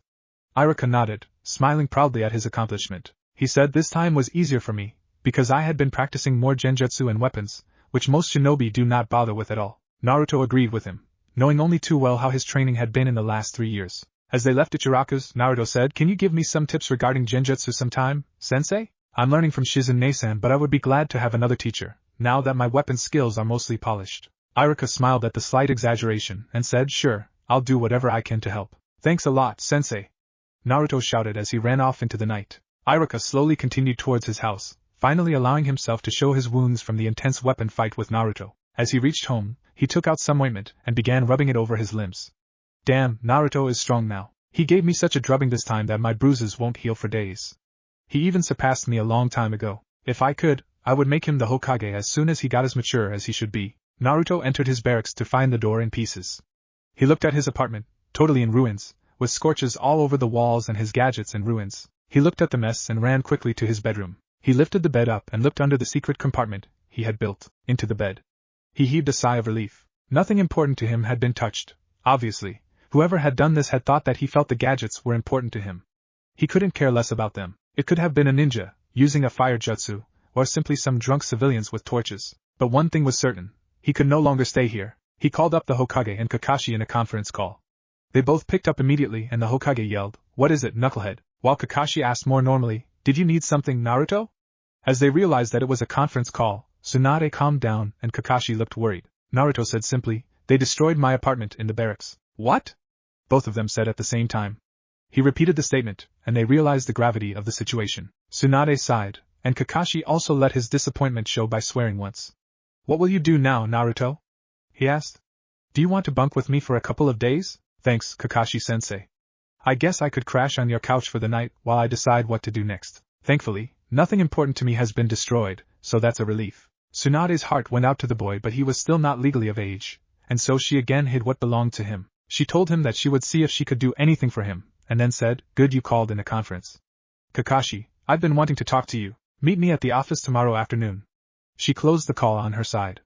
Kakashi and Naruto spoke for a couple of minutes, and then Kakashi told him to come over. Naruto took all of his gear, his important possessions, the scrolls the pervy sage had given him, and took off. He reached Kakashi's house, which was in a modestly decent part of town. He knocked and Kakashi opened the door. He was unmasked. Naruto saw that his face was lean and handsome. He realized why Ayame had been love-struck that day when they were trying to see his face, although it didn't have any effect on him. He thanked Kakashi for letting him stay. Next morning, Kakashi woke up to the smell and sound of frying bacon.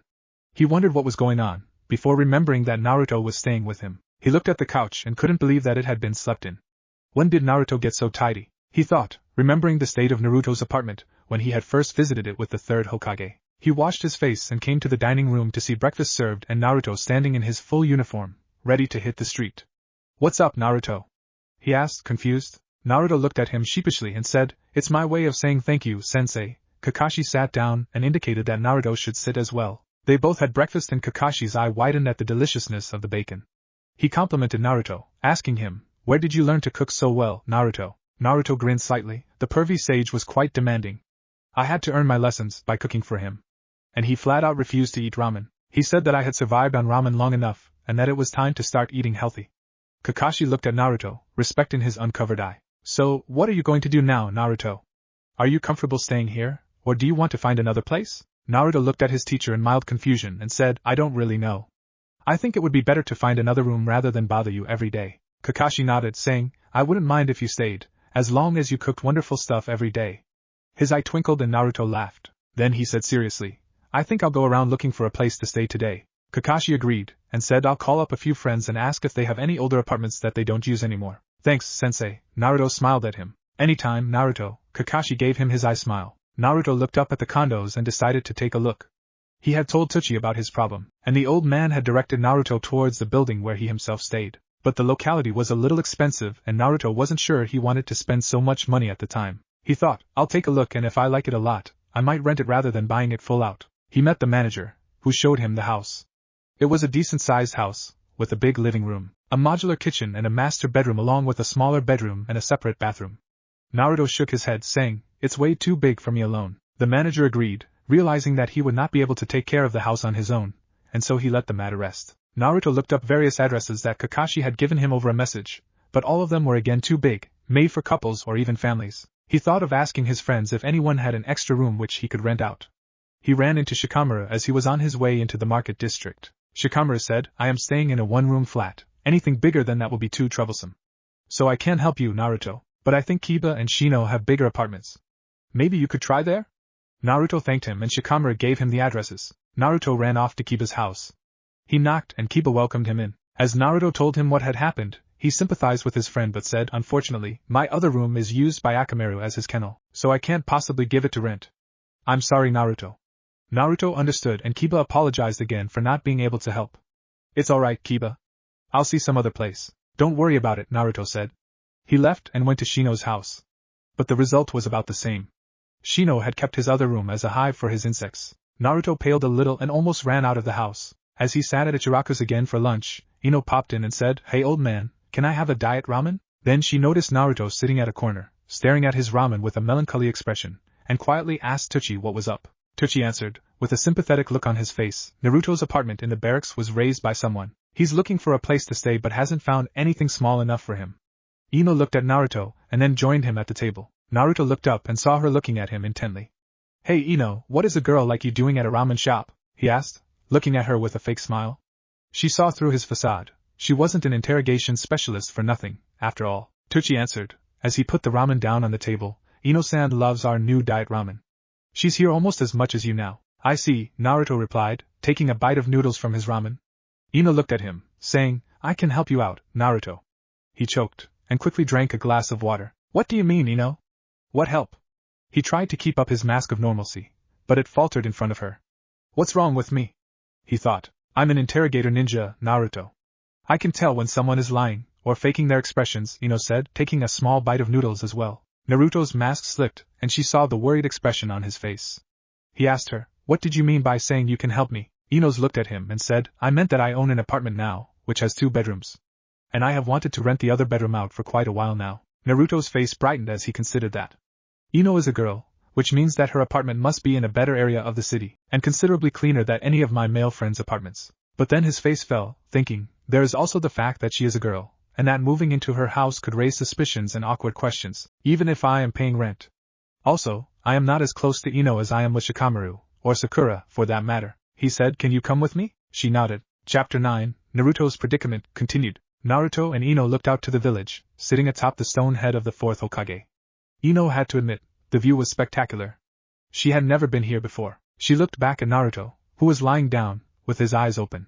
He looked so calm and relaxed that she couldn't believe that a guy like this had such a rough past. Naruto spoke, I come here whenever I'm feeling low or sad. The wind on my skin, and ruffling through my hair allows me to forget my worries, if only for a little while. That is why I wanted you to come here. I wanted to ask you something, Ino said. Sure, fire away. Naruto sat up and looked at her.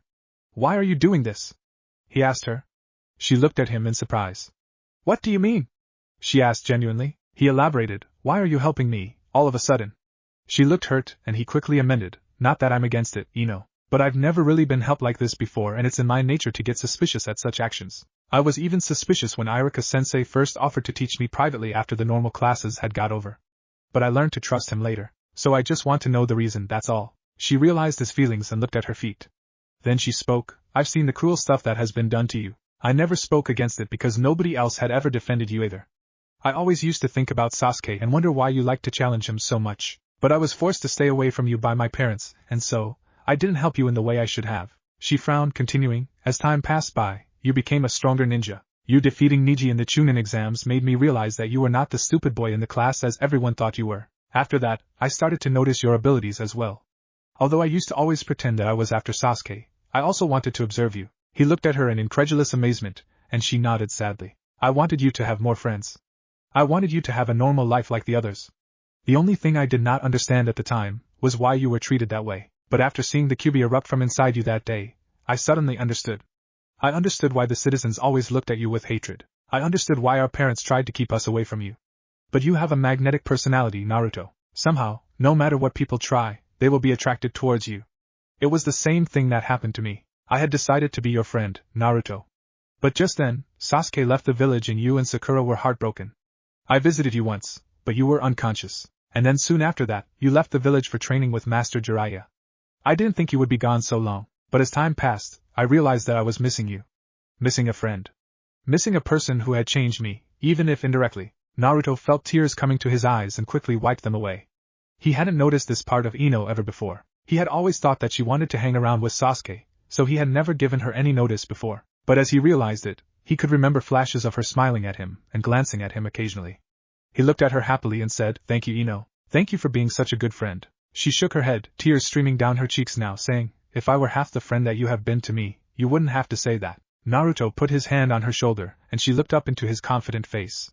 He said, I would never begrudge you by the actions caused by other people. I feel proud of being the Jinchuriki of the nine-tailed fox. It makes me feel that I have something that made me worthy to be of the Force's attention. So please stop crying, Ino. Ino nodded, wiping her cheeks and looking back towards him, hiccuping slightly. So are you going to rent that room, then? You never answered me. He looked up, remembering why he had asked her to come up here. He said, I dunno, Ino. People might get the wrong interpretation if I move into your house with you. Ino looked at him, surprised and slightly blushing. She hadn't expected him to be the shy type. She said, No one will say anything after the number of houses that you have approached today. And if anyone says anything, we'll shut their mouths together. All right, she said confidently. He blinked and then nodded. Okay then. I guess this could work. But I'll rent it only until I get a place of my own. She agreed, respecting his decision. Let's go then. My home is quite far away from here. They both stood up and took one last deep breath, before running down the stairs together, smiling. Naruto looked up at the building, with amazement. He had been past this building almost every day of his life as he went to Ichiraku's, but had never stopped to look at it thoroughly.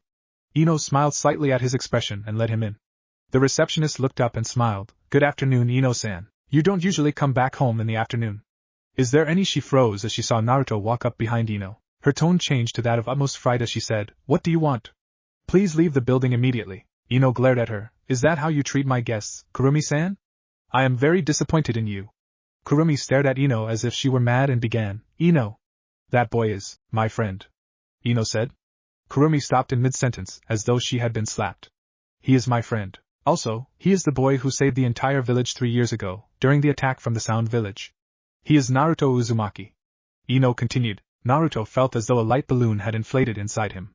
Kurumi continued, her voice hinting urgently towards Ino, "But he is the demon fox." Ino stepped up towards Kurumi till she was almost nose to nose with the woman. She said, "He is not the demon fox. He is a boy who has had to suffer terrible hardships because of the choice of the fourth Hokage, who sealed the beast inside him. Naruto is as ordinary a boy as you are an ordinary woman. So if you ever utter those words again, I shall not mourn at your funeral. You have been warned." Ino stared coldly at Kurumi, who gulped once, then calmed down slightly. She said, "I am sorry, Ino-san. I forgot myself when I saw him approach." "Please forgive me," Ino replied coldly. "I am not the one who needs the apology." Kurumi looked at Naruto, still a hint of fear in her eye, and said, "Please forgive me, Uzumaki-san. I shouldn't have said such a thing about you. I am terribly sorry." Naruto walked up towards her and held out his hand, without saying a word. After a moment of consideration, and a glare from Ino, Kurumi took his hand. He shook it and said jovially, "Call me Naruto. And you do not need to apologize. I am quite familiar with people treating me this way. It has greatly increased my patience with them.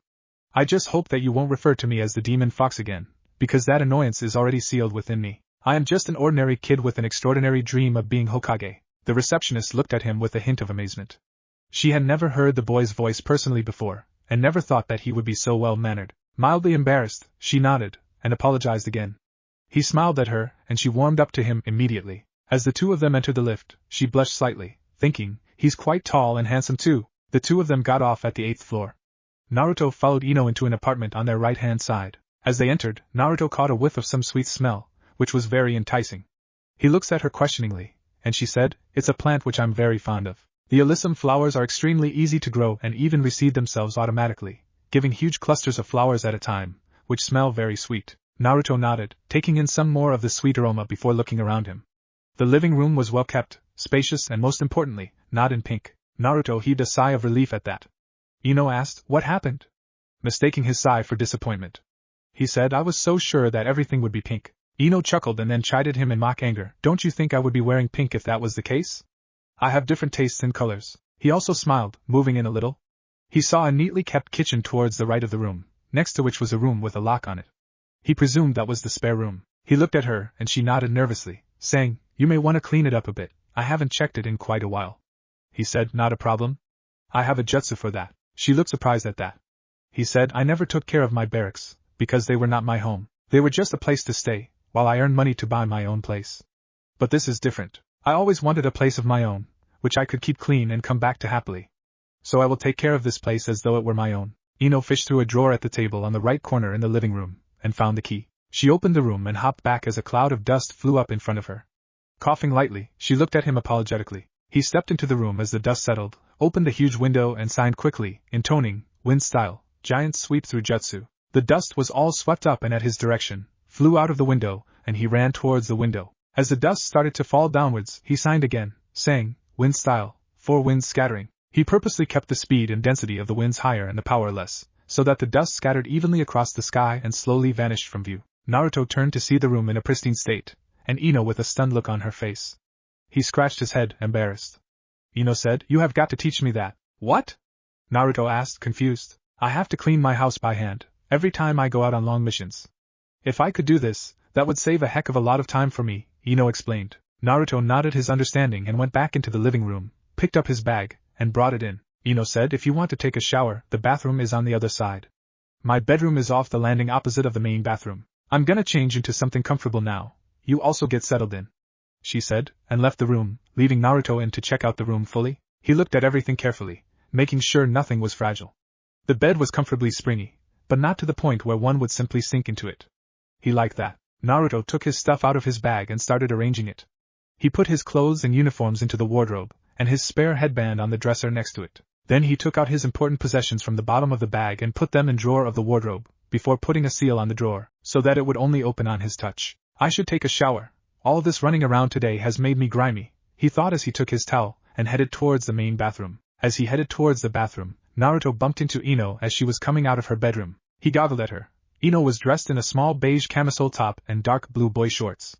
Holy shit, he thought as she muttered a quick apology and sauntered off into the living room.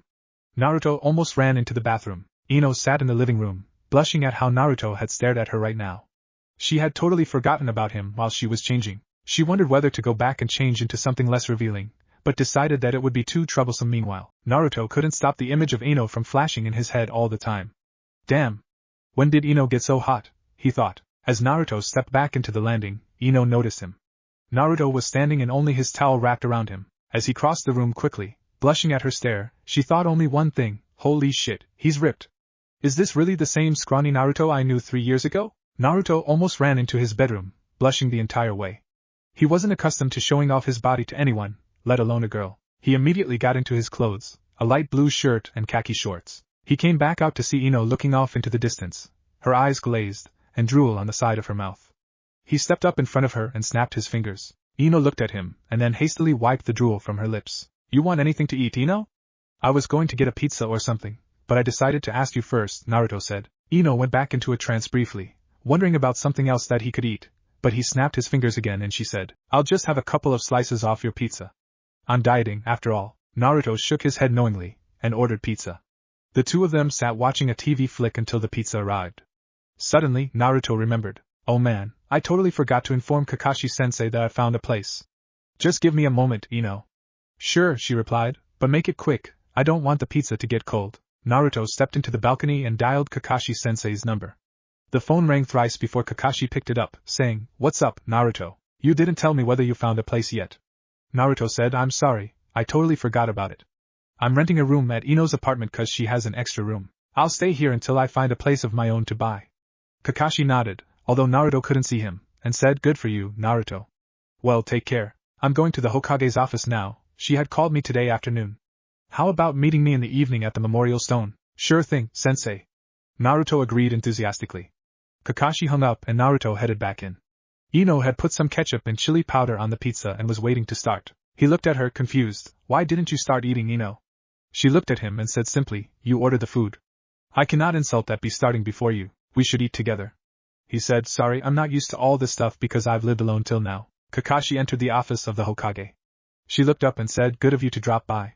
He smirked under his mask and said, Nice of you to ask. She nodded at him to sit. As he sat on the chair in front of her, she leaned forward and asked him, Did you notice all the combat styles and jutsus that Naruto has suddenly seemed to learn? Kakashi nodded, saying, It's quite astonishing. I have only ever seen Kushina-san use the Iron Monk style before. How did the knucklehead learn it? Tsunade said. I asked him about it, and it took some prodding and a blood oath and he told me. Kakashi's eye widened in surprise. If the Hokage had to take a blood oath to hide the secret, it must indeed be something astonishing. He asked, Can you give me any hint as to what it is? Tsunade smirked and said, Much as I wish I could, I can't. The blood oath was taken in front of Naruto, and he worded it for me. Although I can tell you this, Naruto is quite possibly the strongest ninja in the Hidden Leaf Village right now, even surpassing the 4th Hokage. Kakashi looked at her, numbed with shock. What training had Master Jiraiya given Naruto, that the Hokage had said that he had surpassed Kakashi's sensei? He looked at her and said, I see. Well then, I guess you're planning to retire soon, right? She laughed and said, Not quite. Naruto may be stronger than anyone else, but his level of maturity is still comparable to an infant. When he shows his maturity, and attains the level of Jonin, I will no doubt hand over the title to him. But Kakashi, should anything happen to me before this, I wish for you to be the next Hokage. Kakashi paled and said, But milady, I don't want. Tsunade held up her hand and stopped him. She said, I never asked for this job as well, but when I came back, I realized that this was indeed what I was meant for. Just as you are meant for it too, you have punished yourself for too long, for thinking that you failed to protect your comrades.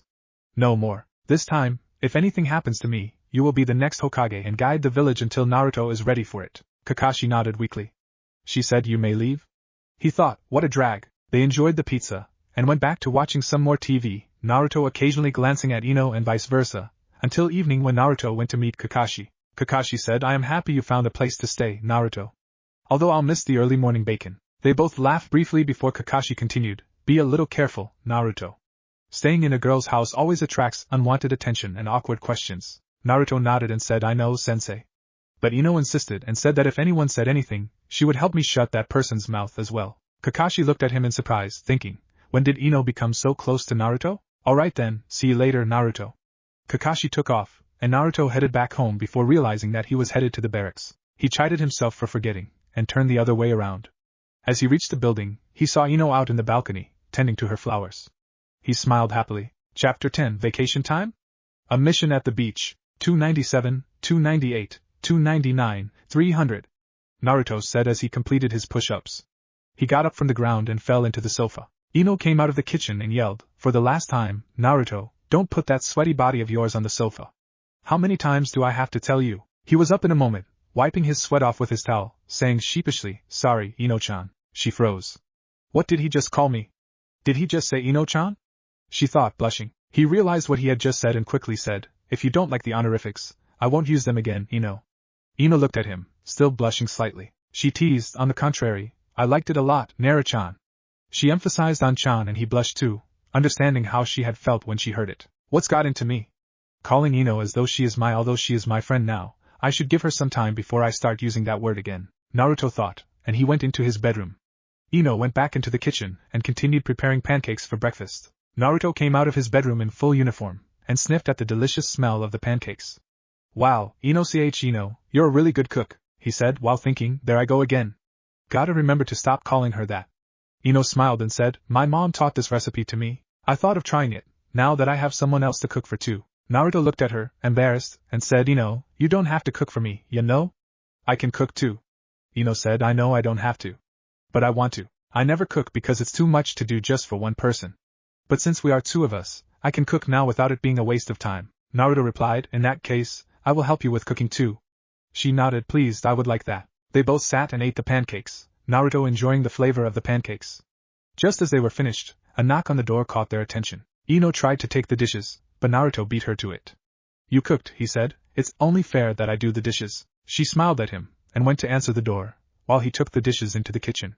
It was Sakura. She came inside, saying, get ready, Ino. Our teams have a mission. Naruto's ears perked up.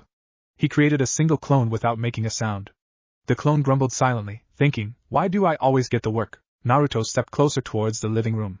He heard Sakura saying, the Hokage has called our teams right away to ninja ops. I was trying your phone but it was not getting connected. Ino nodded, saying, the battery ran out. I only just put it for charging. Sakura sighed and said, I haven't been able to find Shikamaru and Naruto as well. I wonder where they've gone. Ino's eyes shot up in amazement. She didn't know that Naruto had not told Sakura about him renting Ino's house. Naruto slapped his hand to his forehead as well. How could I forget about that? He thought. He stepped into the living room and Sakura noticed him. Naruto, what on earth are you doing here? Sakura said, looking at Ino and him suspiciously. Naruto said, my house in the barracks was destroyed by someone. I've rented the spare bedroom in Ino's house. Sakura looked at his seemingly honest face, but wasn't entirely convinced. However, she realized he was in his full uniform and guessed that he was at least partially telling the truth. She said, anyway, come on quickly. The Hokage is waiting for us. Naruto nodded, and Ino said, both of you get going. I'll get ready and meet you guys in 10 minutes at Ops. Naruto and Sakura nodded. They both took to the buildings, with Naruto growing more and more uncomfortable as Sakura's eyes bore through him from behind. He finally stopped on top of a building and said, what is it, Sakura? She looked at him intently and said, why didn't you tell me that your house was destroyed? He replied, everything happened very quickly. The only people apart from Ino who knows this is Kakashi-sensei, Grandma Tsunade, Kiba and Shino, and some of Kakashi-sensei's old friends from the ANBU who Kakashi-sensei sent me to ask if they could show me around their old houses. I bunked with Kakashi-sensei the day before and spent half the day yesterday searching for houses. I met Ino at Ichiraka's and she told me that she wanted to rent her spare bedroom out. So I decided to take a look and like the locality. It's also close to Ichiraka's and the ninja ops as well. They had started moving again. Sakura looked at him uncertainly. He blushed uncomfortably under the gaze. She suddenly asked, Naruto, do you have a crush on Ino? He almost fell as he heard her statement. What? Why would you think that way, Sakura? He stammered. I knew it, shouted inner Sakura, while Sakura looked at him. Don't try to hide it from me, Naruto. I know you quite well by now. She cracked her knuckles dangerously. He looked at her, terrified, and said, okay, fine. Ever since I returned to the Leaf Village and saw her that day when we met them, remember, the time they were heading out for that B-rank mission? I started crushing on her a little from then. But please don't tell her, Sakura. She's only recently become my friend and I don't want to ruin our friendship by this. Sakura looked away and then said, don't worry. Your secret is safe with me. He heard an odd emptiness in her voice, but couldn't understand what it was. They reached the ninja ops to see Irika, Yugao, Hinata, Choji, and Shikamaru waiting for them. Sakura guessed that Choji had found Shikamaru. They went into the office and Tsunade turned to talk to them, before saying, "Where's Ino?" Sakura replied she didn't receive the call like the others, because her phone's batteries were discharged. "She'll be here in 10 minutes. Alright then, we'll wait for her," the Hokage said. After around 12 minutes, Ino-shun shined into the office in full combat gear, and the Hokage immediately started. "I have an A-ranked mission for all of you." Everyone looked at her in surprise. There were 8 of them standing there, 2 of them Jonin, 5 of them Chunin, and 1 Genin who was stronger than most Jonin. They wondered what missions could require so many people. The Sannin continued, "The mission is to protect the daughter of the daimyo of the Land of Fire, Princess Narumi, from a kidnapping attempt." Suddenly most of them realized why such a substantial group was being sent for the mission. The daimyo had absolute control over the country, and his daughter was the only weakness anyone could exploit in order to take over the entire country at once. "Lady Tsunade," said Irika, "I don't understand why we need 8 ninja for this job. Surely the threat is not that big." "Quite correct, Irika. The threat is not great, but this is the daughter of the daimyo, so a show of strength and loyalty is needed," Tsunade said, and Irika nodded, as did Naruto. Choji raised his hand and Tsunade looked at him questioningly. "Why aren't Kiba, Niji or Shino here? Or for that matter Lee?" She nodded appreciatively at his question and said, "Lee is still in therapy from the damage he took against the grave robbers. Kiba's clan markings are much bigger than yours and are too obvious. Also, Niji has the curse mark seal, which will make him stand out since he will not be able to cover it. And there is a reason Shino is covered from the head down." Choji nodded, satisfied with the reasoning. "And you are not 8 ninjas," continued Tsunade, "you are 9. Tenten has been undercover for a month as an exchange student to the school of Princess Narumi, and will be joining this mission. The various schools around the country are sending their students to Narikawa Beach in the Land of Waves for a week to see the upcoming meteor shower." Everyone nodded, and she said, "This mission is such that you will not be allowed to act as ninja. You must pass as civilian students. That means, no visible weapons, civilian clothes, and since it's a beach, swimsuits." Hinata, Sakura and Ino blushed. The boys looked at each other, slightly embarrassed. Tsunade continued, "You will be leaving next week. Make sure that you have everything ready with you when you leave. And Irika, make sure that Naruto has appropriate clothing, given his fashion sense. Or complete lack thereof." "Hey!" Naruto glared at her, and everyone else except Hinata laughed. As they headed out of the office, Hinata looked at Yugao and tapped her fingers, saying, "Am Yugao-san? I don't have a swimsuit. I still have my academy one, but I don't think it will fit. Can you help me?" Yugao smiled gently at the timid girl and said, "Sure, Hinata. I just have to take care of a few things, and then I'll meet you around 4 p.m. at Yoroi's store." Hinata nodded and rushed off, still blushing. Such a sweet young girl, Yugao thought, before leaving as well. Ino and Sakura stepped out from the corner where they had been eavesdropping. Ino said, "You know, it's been a long time since I went to the beach. Want to get a look at something nice to wear?" Sakura groaned as Ino smiled mischievously, for more than one reason. They headed out to Yoroi's store as fast as they could, Ino leading the way. Meanwhile, Naruto and Irika were unknowingly headed the same way. Naruto grumbled the entire way, saying, "I have enough clothes, Irika-sensei." "I don't need more clothes." Irika nodded, saying, "You have enough clothes which would make other people puke, Naruto. You're coming with me and picking out at least 5 new outfits that will make you look more like a human being than an orange scarecrow." As they entered the shop, Naruto heard Ino's voice saying, "How about this one, Sakura?" And heard the gasp of Sakura saying, "No way. It's so revealing." "Absolutely not," Ino sighed. Sakura could still be such a shy girl when it came to flaunting herself. She picked up another swimsuit, a light pink tank top along with light blue short shorts. She thrust them to Sakura and told her, "Get in there and put it on." Sakura groaned at this unnecessary stuff and went in after catching the expression on Ino's face, which clearly said, "Get in there or I'll mind transfer in there and do it myself." As Naruto heard all this, the pervert inside of him rose majestically and he said, "I don't really like any of these shirts, Irika-sensei, they're all pretty ugly. I need some new sandals though. I'ma look at some." Conveniently, the sandals stand was quite near the changing rooms, so he could get a good look at the girls. Ino was standing with her back to him, checking out a couple of bikinis. She was wearing a loose shirt and slacks, facilitating her to quickly change clothes, if needed. She turned towards the dressing room, saying, "This one seems to be my size." He looked at her and thought, 34D, 24 to 32. "Now, Naruto, the first thing you must learn before any battle is, how to measure up your opponent precisely and accurately," the old Sannin had taught him. Of course, rather than teaching him to size up real opponents, the old man had made Naruto look at women passing by, until the knucklehead could tell the size of a woman at a glance. Now only the thickest of coats or jackets would have shielded his eyes from measuring the girl in front of him. As she waited for Sakura to come out, Ino picked out 2 more suits to try on. Naruto got a small nosebleed, imagining how she would look in them. Just then Sakura came out, wearing the suit that Ino had given her. It looked quite good on her, and was not revealing much except her legs, which she didn't hide anyway. Ino nodded appreciatively, saying, "Very cute, Sakura." Naruto nodded too, thinking, 30A, 24-28. Just then, Hinata and Yugao also entered the store. Ino and Sakura looked at the new arrivals and welcomed them. Yugao picked up a two-piece swimsuit for Hinata, who almost fainted, seeing how revealing it was. Yugao put it down almost instantly, picking up another two-piece, which was a halter top along with half-thigh shorts. She gave them to Hinata and said, "Try it on." Still blushing furiously, Hinata put on the two-piece and came out. Naruto almost whistled before he caught himself.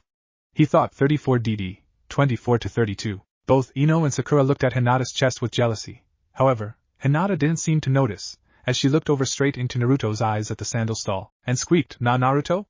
before fainting on the spot. Sakura also looked over to the spot and Naruto found a rather different expression on her face. "Naruto!" she roared and charged at him. He caught her punch with his right hand rather than let himself get clobbered as usual. "How dare you peek like this at us, Naruto?" Ino walked up to him, looking at him appraisingly and asked, "Were you peeking, Naruto?" "If you were, prepare to die." Naruto gulped slightly.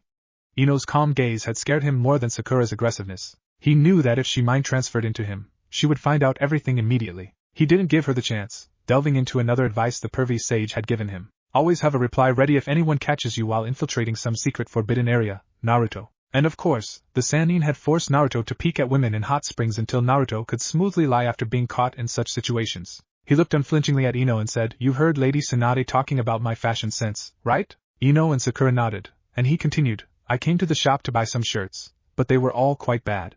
Iruka-sensei is still looking over the shirts again, see?" They saw Iruka standing nearby, ruffling through shirts. They looked at him with a little less suspicion. "Then what are you doing here?" they asked at the same time. He continued, "I needed to buy civilian sandals. As you know, mine are totally out for this trip.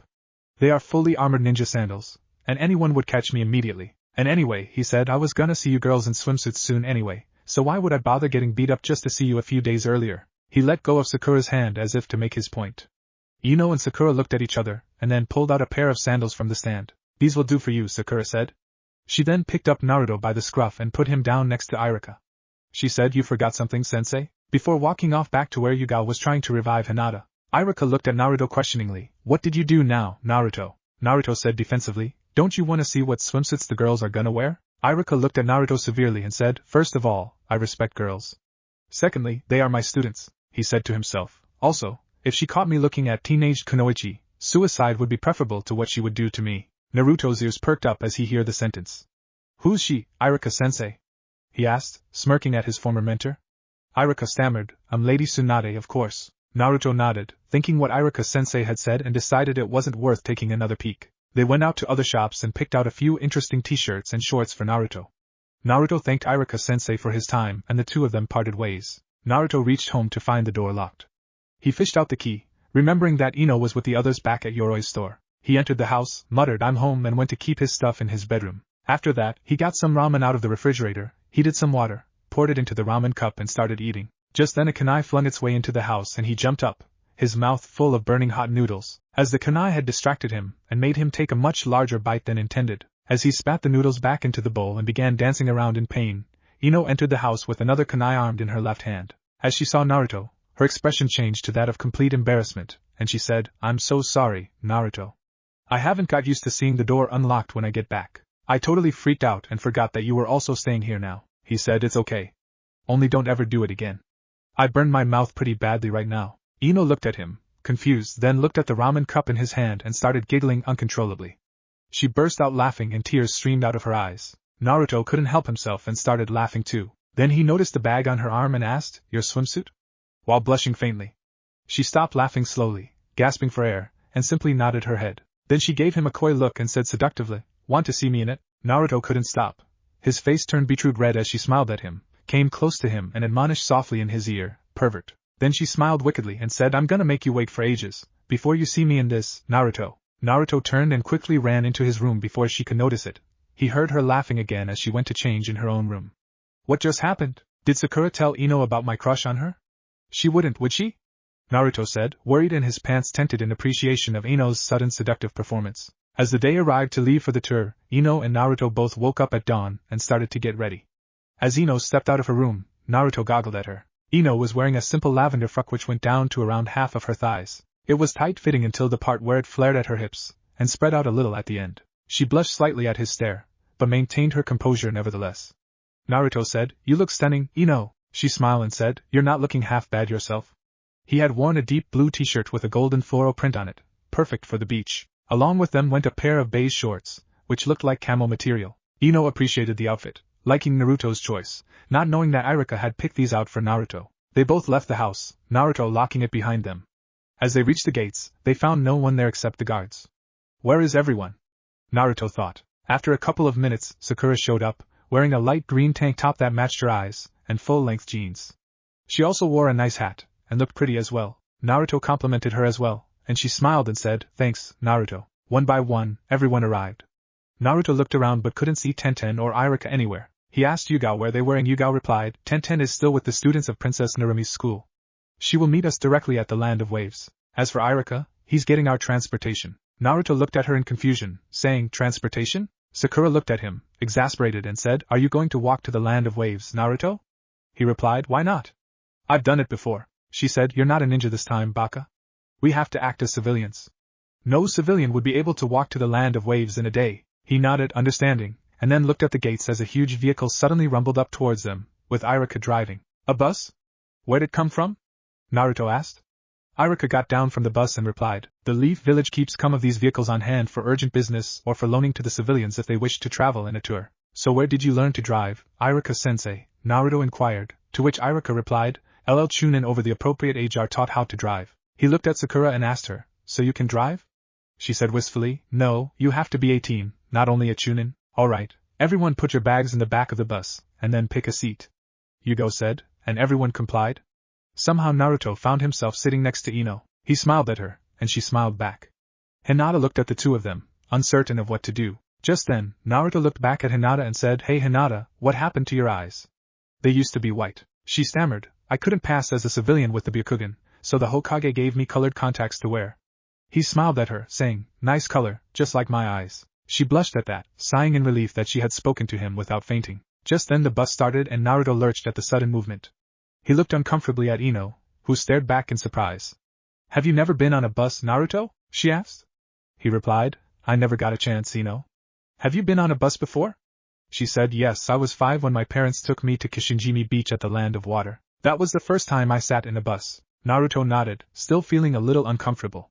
As the time passed, he got a little used to the feeling and got up, going to the front of the bus. He asked Yugao, who was sitting in front with Irika, "Can I sit next to you?" Yugao looked at him, surprised, and he said, "I've never moved so fast without having control over my body before. I wanted to see the trees as they passed by from the front." She nodded and shifted to the left to make a place for him to sit. Naruto tried to look at the view outside the bus, but his eyes kept focusing towards Yugao. She frowned at the attention, before he suddenly shouted, "That's it!" Irika almost went off-road at the distraction and glared at Naruto. "Sorry, sensei," Naruto said before turning to Yugao, "I finally remembered where I've seen you before. You were sitting next to Kakashi-sensei at the third's funeral, weren't you?" Yugao exhaled in relief and said, Yes, I was." Naruto went back to looking out of the window and Yugao turned her attention outwards too. Still looking out of the window, Naruto asked, "So how do you know Kakashi-sensei?" Yugao blanched. Chapter 11, Time to have fun. As they pulled up to the resort, Naruto couldn't help but almost run out and feel the fresh, humid air on his face. The rest of the squad got down after him carefully, keeping an eye out for the other civilians, now that they were supposed to act like them. Sakura whispered angrily, "Act like a mature guy, Naruto." He looked at her, and remembered the mission. He nodded at her sheepishly. Irika stepped out of the driver's seat yawning. "Everyone get your bags from the back of the bus. We'll get checked in and then have lunch. After that you guys can hit the beach." Everyone nodded, and trooped into the hotel. Just as they all finished getting their room keys, a shout came up from the opposite side of the room, "Hey, Ino!" Ino looked around to find Tenten waving at her. She smiled and waved back. Tenten came running towards them, dragging another girl with her. She said, "It's so good to see you guys after so long. Aren't you a sight for sore eyes?" Everyone laughed and Irika asked, "Who is your friend there, Tenten?" Tenten said, "This is Narumi. She's a friend of mine from the school where I was sent as an exchange student." Everyone's eyes widened as they realized that it was the princess. Narumi was hazel-eyed, with wonderfully long and curly black hair flowing down to the small in her back, and had a lean and athletic figure that rivaled Ino's. Her face was triangular-shaped, with a slightly pointed chin, that gave her a look of cunning along with beauty. Narumi bowed towards them slightly. Yugao said, "It is an honor to meet you, Princess Narumi." Narumi said, "Please do not say things like that." I really hate it when people address me like I'm someone high and mighty. I have done nothing yet to receive such exaggerated reactions from people. Just call me Narumi, everyone. Tenten, won't you introduce me to your friends? Tenten nodded. She said, these are our teachers, Irika-sensei and Yugao-sensei. These are my friends, Ino, Sakura, Hinata, Naruto, Shikamaru, and Choji. Narumi looked them up and down. She shook everyone's hand. She seemed pleased with Naruto and Choji and a little put off at Shikamaru's expressions. She shook Hinata's hand with more than a little dominance, and clasped hands challengingly with Ino and Sakura. Her eyes twinkled as she met Ino's eyes. Lunch was very nice indeed. As everyone sat and spoke, Princess Narumi walked up to them and asked, "May I sit with you guys?" Yugao said, "It would be an honor, Narumi-sama." Narumi frowned and Yugao said, "Sorry, Narumi-san, it is not easy for us to simply accept you as any other normal girl."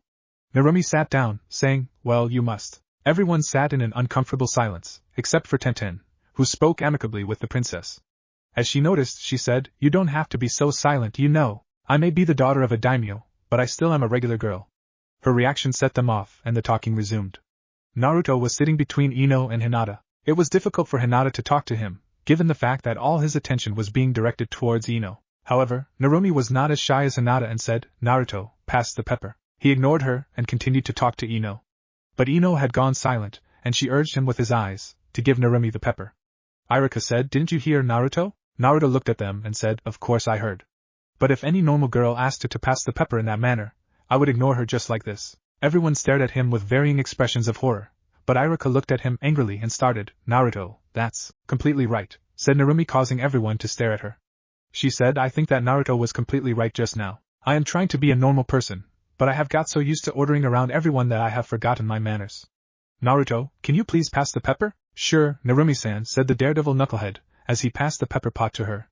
Lunch continued with everyone back to normal.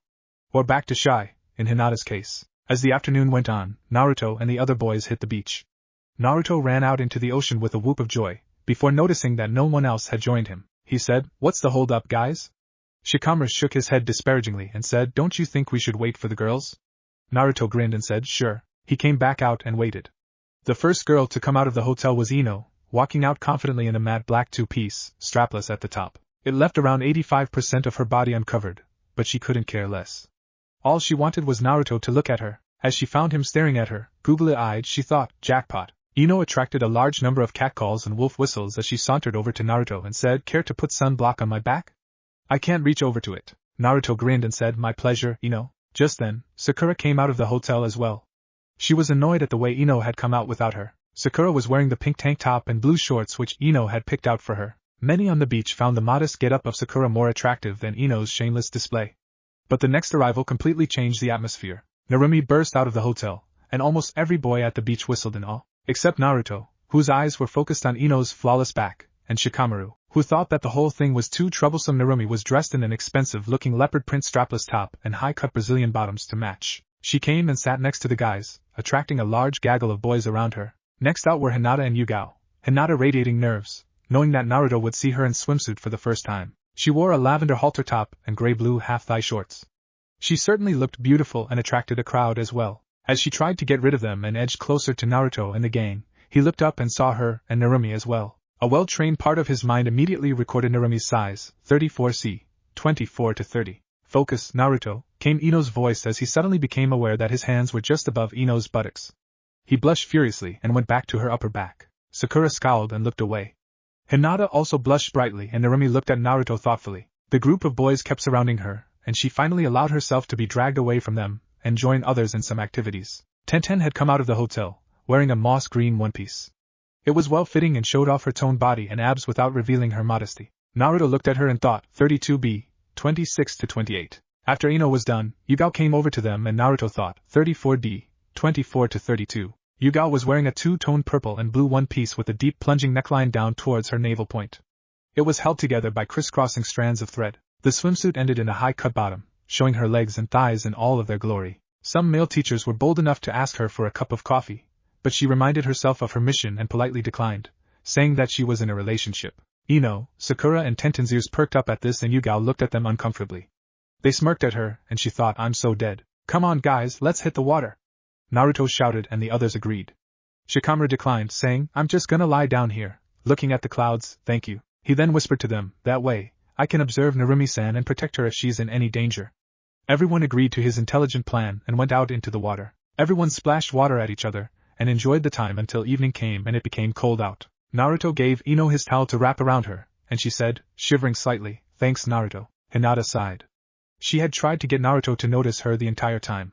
But apart from a brief time when he had splashed her, he had seemed to be with Ino the entire time. As she thought about it, a sudden thought took control of her, and she paled. She thought, I can't let that happen. Meanwhile, even Sakura was thinking along the same lines. Naruto seems to have gotten awfully close to Ino. What's up with him? Everyone trooped in for dinner, and Narumi joined them again.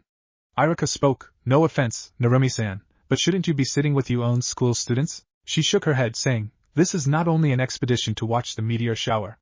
We're supposed to be making friends with other school children as well." Everyone nodded. Narumi continued, "So what do you want to do after school, Tenten?" Tenten looked up at her and said, "I'm going to take over the family dojo, remember?" Narumi said, "Oh yeah, you had mentioned it before, sorry." "What about you, Choji?" Choji looked at Iruka, who nodded. "I'm going to start a restaurant," he said, to which she nodded, saying, "I can see that because you handled all the spices and condiments extremely well right now." She looked at Hinata, who said, "My family wants me to settle down into an arranged marriage. But I know for sure that I do not want that right now." Narumi nodded, sighing, and said, "I know how that feels. To have your life planned out for you, not allowing you to live outside of it." She looked at Shikamaru, who said lazily, "I'll probably just take over the family ranch."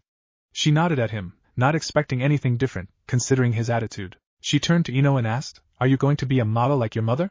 Ino started to say, "No, I," before glaring at her and saying, "How did you know that my mother was a model?" Narumi snorted and said, "Even with the different hair color and eyes, you have the same face cut, straight nose and lips. Mitsuri could have been the top model in the world, until she mysteriously disappeared 20 years ago." Ino nodded, her glare disappearing, and said, "My mother fell in love with my dad when he was on a mission to the land of water where she was at a photo shoot. She came back with him. After that, she continued to do some modeling on a small scale in our country.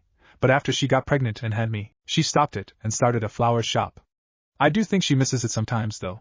But no, I don't want to be a model. I think I'll take over the family business, like Shikamaru." Narumi looked at Sakura, who said, "I've already started studying to become a doctor." Narumi looked surprised and impressed, and said, "Wow. You must be so intelligent." Sakura blushed slightly at the praise and replied, "Thank you, Narumi-san." Finally, Narumi looked towards Naruto, who as usual began rambling, "My dream is to be the next Ho," before he trailed off, slumping a little bit. He then sat straight back up, saying, To be the next honorable person to continue my family profession." Narumi narrowed her eyes, and then guessed that nothing was wrong. Luckily she didn't happen to look at Ino, who had suddenly slumped backwards, unconscious. Phew! That was a close one, thought Ino, as she looked at Narumi through Naruto's eyes. Narumi asked, "And what is your family profession?" Ino replied, using Naruto's vocal cords, "My father and grandfather used to write books. I want to continue their legacy." Narumi nodded and looked away from him. Just then, Ino released her mind transfer jutsu and went back into her body, before snapping back to attention as Narumi said, "You okay, Ino? You look tired, slumping onto your chair like that." Ino replied, faking a yawn, "I'm just a bit tired, that's all." Her fake yawn set off a reflex which everyone got caught into, except Naruto, who was suddenly wide awake after having his mind's control taken away from him. Narumi said, "It's been fun talking, guys. I guess it's time to hit the bed. I'll see you guys tomorrow." She went off towards her own class, looking back at Naruto once, before leaving the dining hall. Everyone congratulated Ino and clobbered Naruto for almost giving them away. As he tried to get up from the ground, clutching his ribs from the punch that Sakura had put through them, Ino said, "We better keep a lookout outside Narumi-san's room. We don't want to take any chance, do we?" Iruka and Yugao nodded at her thoughtfulness and said, "We will keep watching shifts. First off, I'll keep a watch, after that Yugao, then Shikamaru, Choji, Naruto, Ino, Sakura and finally Tenten. Everyone will keep watch for an hour before being relieved by the next person. Got it?" Everyone nodded and then went to their respective rooms. Naruto moved through the rooms, heading towards Narumi's room.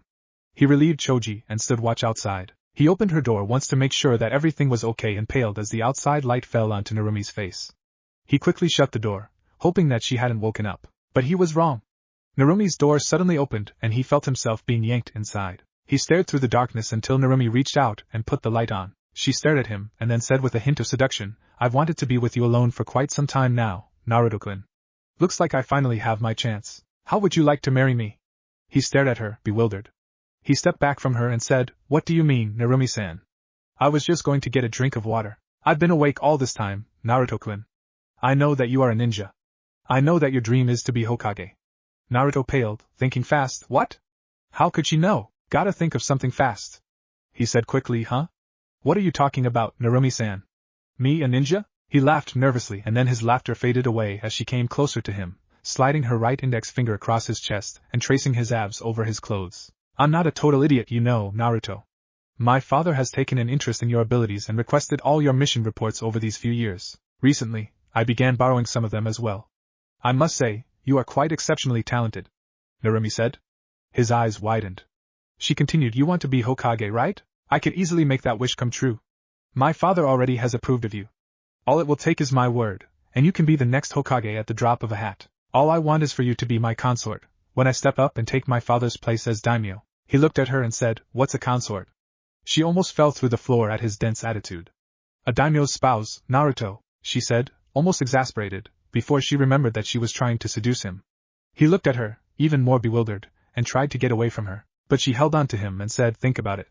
The Hokage and the daimyo of the Land of Fire being in a relationship. We would have literally no opposition. Think of how powerful our children would be.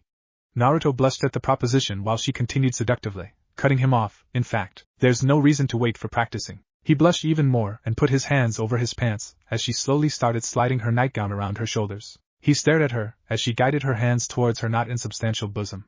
He was in a trance. He stretched his hands out, his mind totally overpowered by his instincts. He was an inch's length away when he suddenly saw a flash in front of his eyes. Green eyes looking at him happily. Green eyes, tears streaming down them. Green eyes looking at him, hurt and angry. He shook her hand off of his and said, what am I thinking? If your father finds out about this, I'm dead for sure.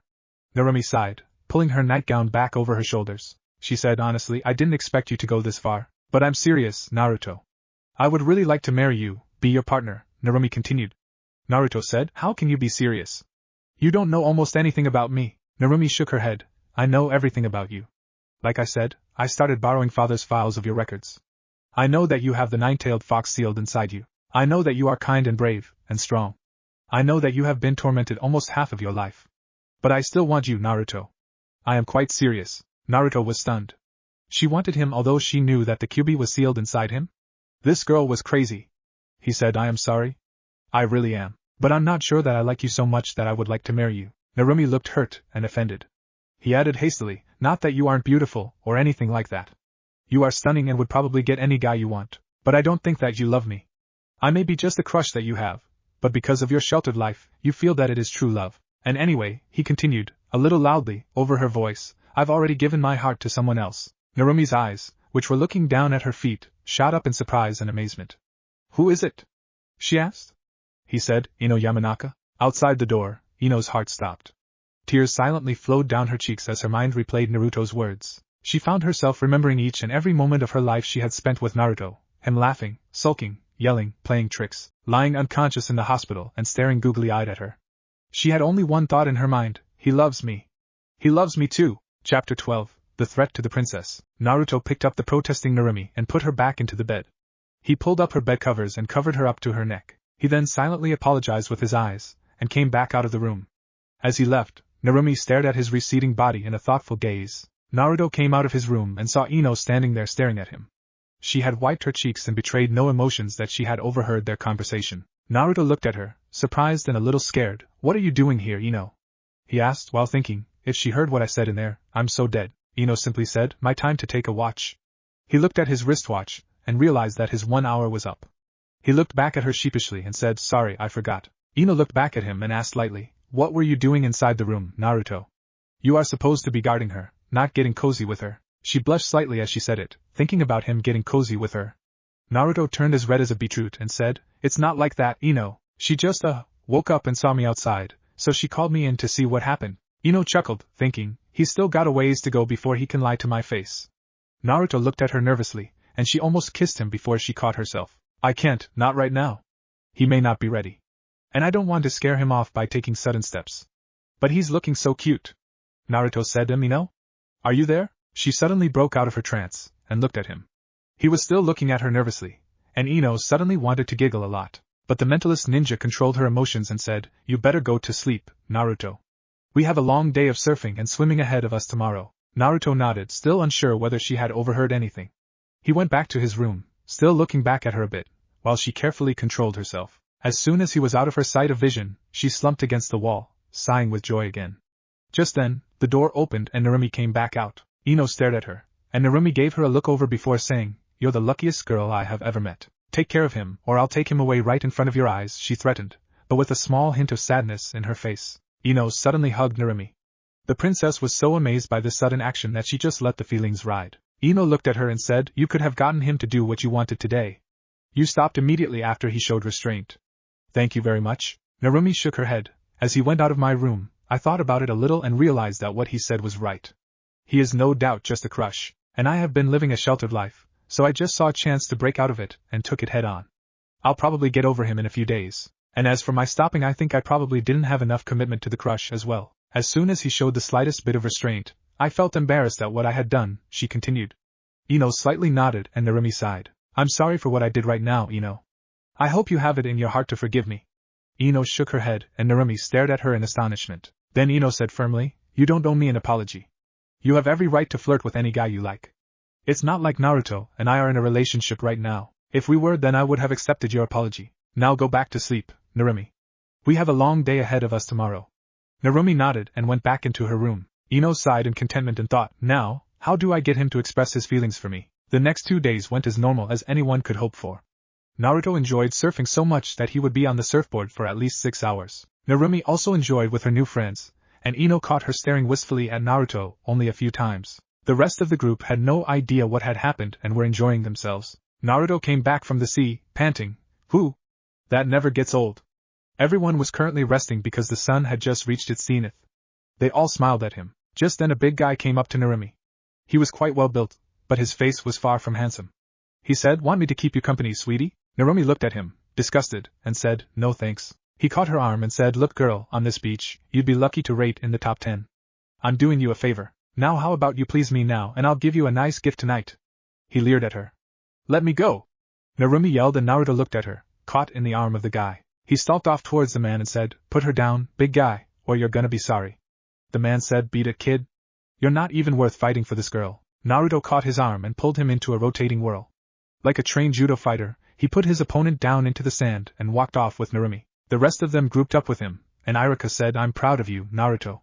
Sakura whispered fiercely, "Proud of him? Naruto just used taijutsu on that guy." Iruka snorted, "If Naruto thought that was taijutsu, I'd bust him back to the academy." Tenten nodded, saying, "His form was terrible, and like an amateur, he put the guy down into the sand instead of releasing him at the apex." Naruto looked at her with a mix of annoyance and satisfaction. "Thanks, I guess?" he said. Everyone laughed, and continued their activities. Naruto said, "Come on guys, let's build a big sand castle." Sakura snorted, saying, "What are you, 5? He stopped smiling, glared at her and said shortly, "I never got to be 5. Everyone stopped laughing and looked at him sympathetically. Then Shikamaru and Ino went up to Naruto and said, "We'll help you make a huge sand castle." He smiled at them and sat down. They sat next to him and began to gather sand. As he looked at the heap of sand, Naruto said, "I bet Gaara could build a sand castle in seconds." Shikamaru chuckled, and Ino smiled, thinking of how Gaara would look, building a sand castle. As they were building the walls of the castle, Narumi joined them. She said, "Can I help?" Naruto looked at her and stammered, "Well, if you want to." And Narumi sat, piling a bit of sand around her. Then she said in a nonchalant tone, "Forget that thing we talked about yesterday. It was a mistake on my part." Shikamaru looked at them curiously, but Ino said, "I'm parched. Can you get me something to drink, Shika?" He got up, muttering, "Troublesome blondes." Narumi spoke again, "I am sorry for what I did yesterday, Naruto. I hope that you can forget it, and we can be friends again." Naruto loosened up and nodded. They carefully piled sand on the walls and Ino used a little chakra to smoothen the walls of the castle. Naruto stared at her and then whispered to her when Narumi wasn't looking, "What are you doing, Ino? We aren't supposed to use chakra here." Ino smiled, saying, "Narumi woke up when I was standing watch and realized that I am a ninja. So it doesn't really matter now, at least for the two of us." Naruto mulled over the thought, and then slowly used a little chakra to smoothen his side of the walls too. Just then Shikamaru came back and both of them stopped using chakra. Shikamaru handed Ino the drink and they sat together until lunchtime, carefully creating a huge structure. "Well, what happened?" said a cold voice. The big guy who had grabbed Narumi turned to him and said, "Some guy interrupted me. I would have fought him but there were too many people around. If you weren't there, I could have taken her." "Ninja?" the cold voice asked. The brute shook his head, "Some amateur. Looked like he had taken a few judo lessons, that's all." "Well, anyway, we will have to go for plan B," the cold voice said even more coldly. The brute nodded, satisfaction showing on his face. Naruto sat drinking his water and looked over at Ino who was playing in the water along with Sakura.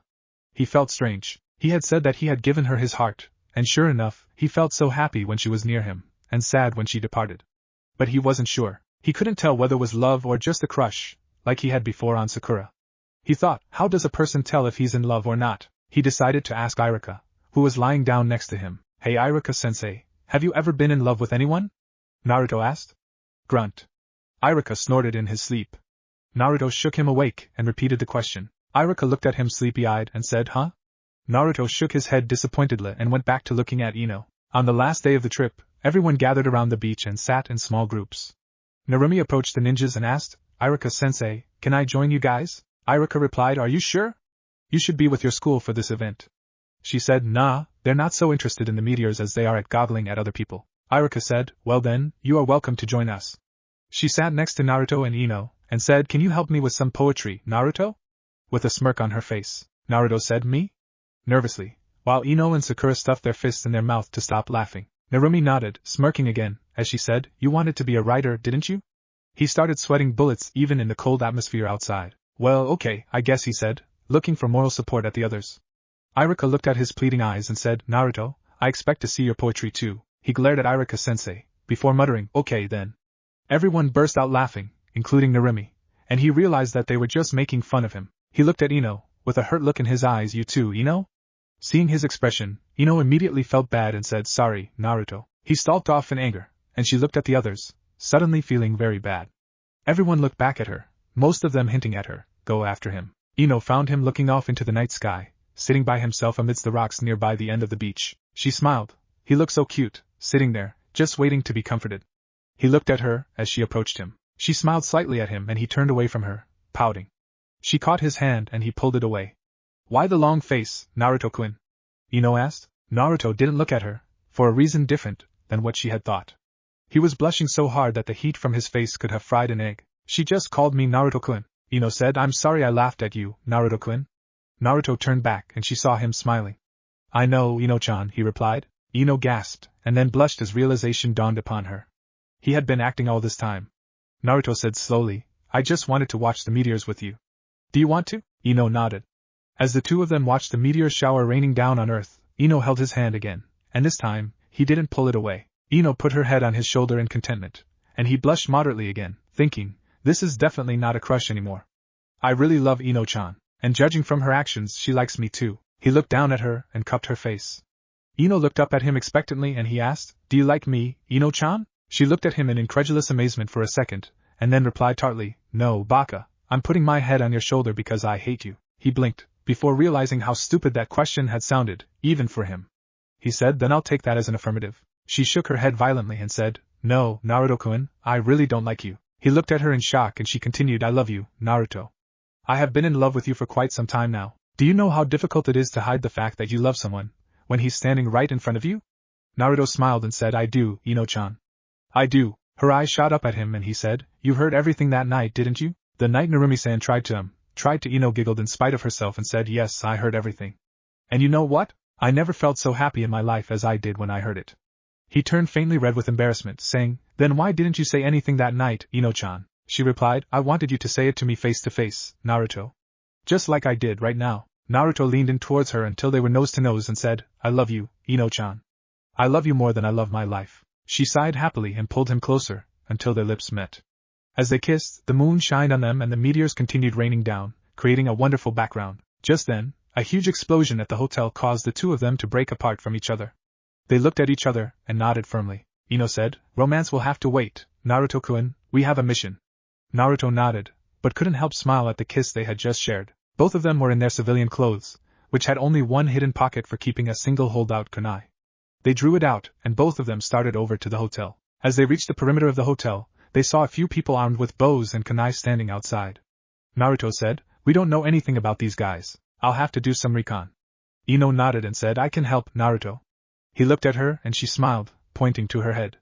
He smirked and then said, Shadow Clone Jutsu. 6 clones appeared and then put their hands together, intoning, transform, before turning into 6 little mice. Meanwhile, Ino put her hands together and said, Mind Transfer Jutsu, and pointed to the guy nearest to them. As he lost control of his mind, Ino's body slumped and Naruto caught her and carefully laid her down. As Ino, in the guard's body, started walking towards them, one of the other guys said, Hey! Where are you going? Ino turned towards him and spoke in the man's voice, "Gotta go take a leak."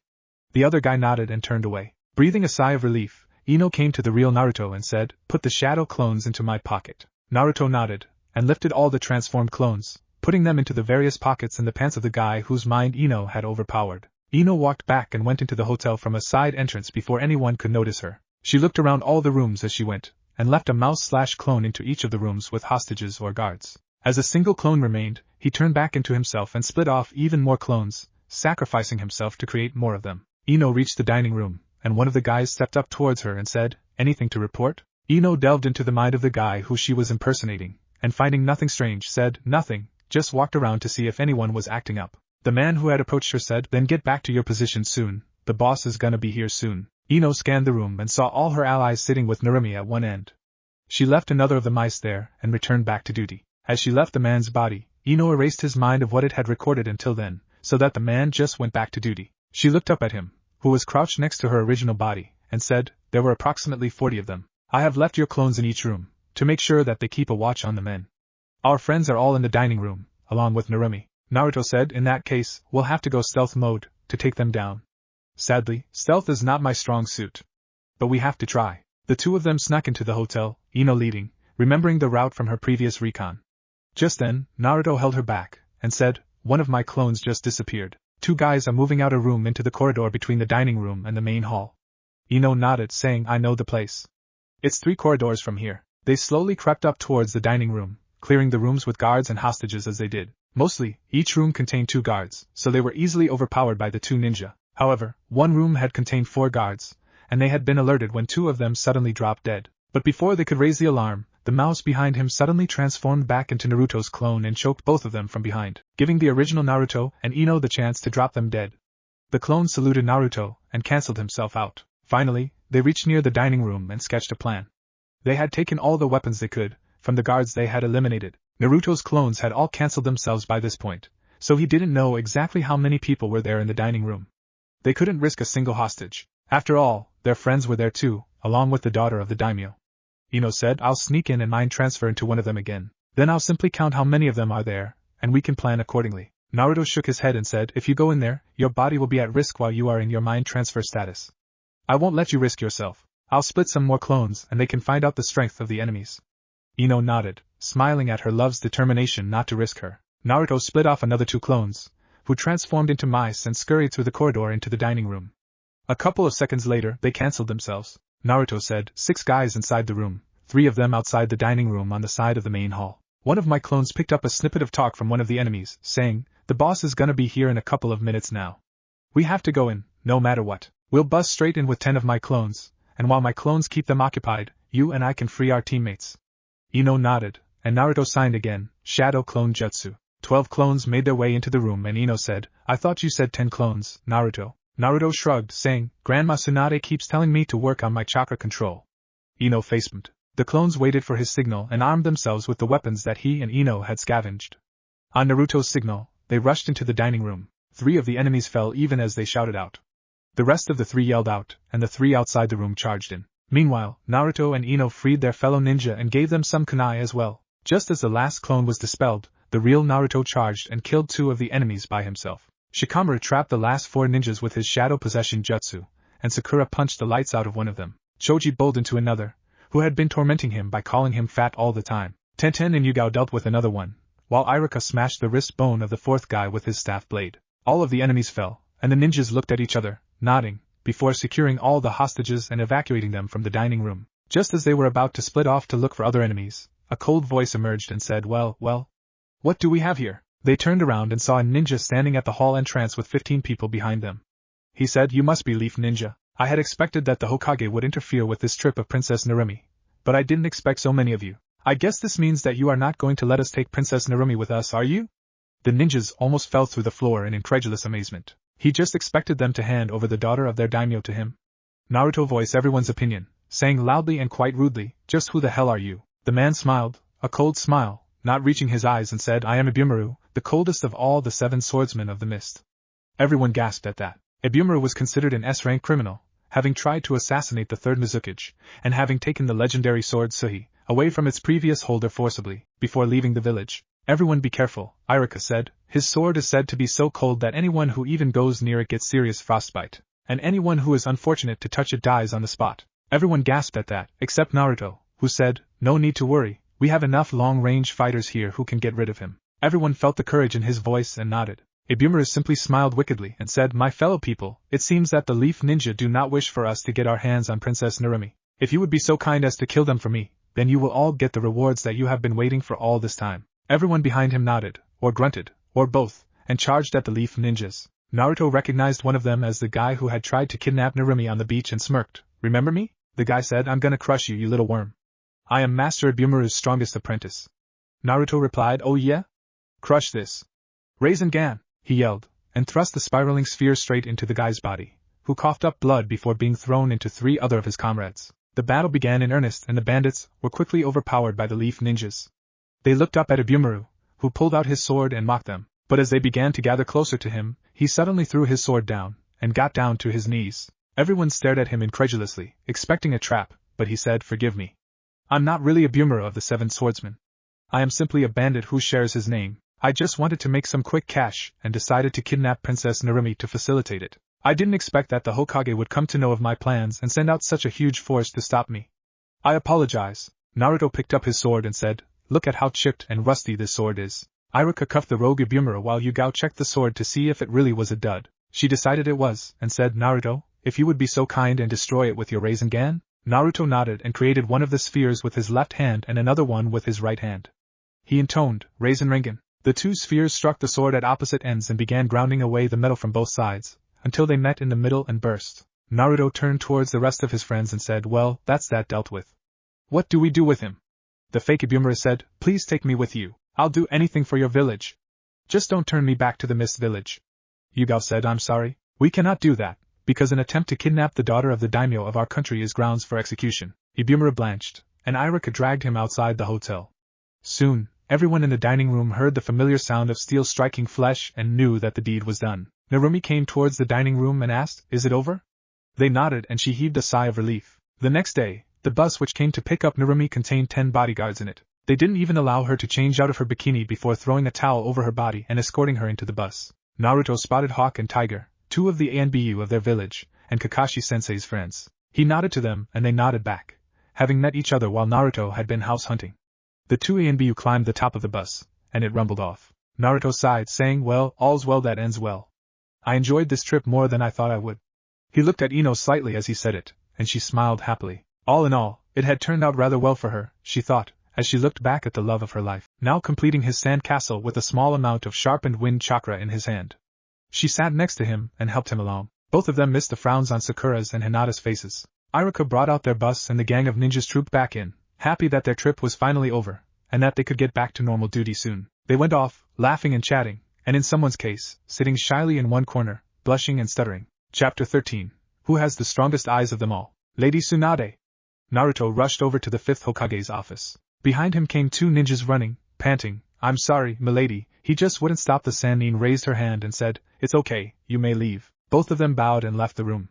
What is it, knucklehead? Tsunade asked. Naruto pulled out a flyer from his pocket and showed it to her. International Dojutsu Tournament? Tsunade's eyes narrowed. Naruto nodded, saying, Sasuke will definitely be there. Just then Tenten burst inside the office as well. Tsunade started angrily. What is the meaning of this? Before Tenten cut across her, Niji has gone AWOL. Tsunade stared at her incredulously before she strode back to her chair, sat down and demanded, explain. Tenten continued, I was scheduled to meet Niji at Training Ground 3 today morning at 9 a.m. But he didn't reach there, so I decided to go to the Hyuga Manor to see if he was alright. But the guards there said that he had left the manor at 7 a.m. in the morning, so I asked around nearby and one man told me that he had seen Niji near the village gates. I asked Rado where Niji had gone and he said that he had a scroll in his hand with the Hokage's signature, bearing some mission details. So I ran here immediately, because I know he wasn't scheduled for any missions. Unless you gave him an urgent mission today? Tsunade frowned and said I didn't. This means that Niji is indeed AWOL. But I may have a clue why. Naruto here just gave me a flyer which is for an international dojutsu tournament.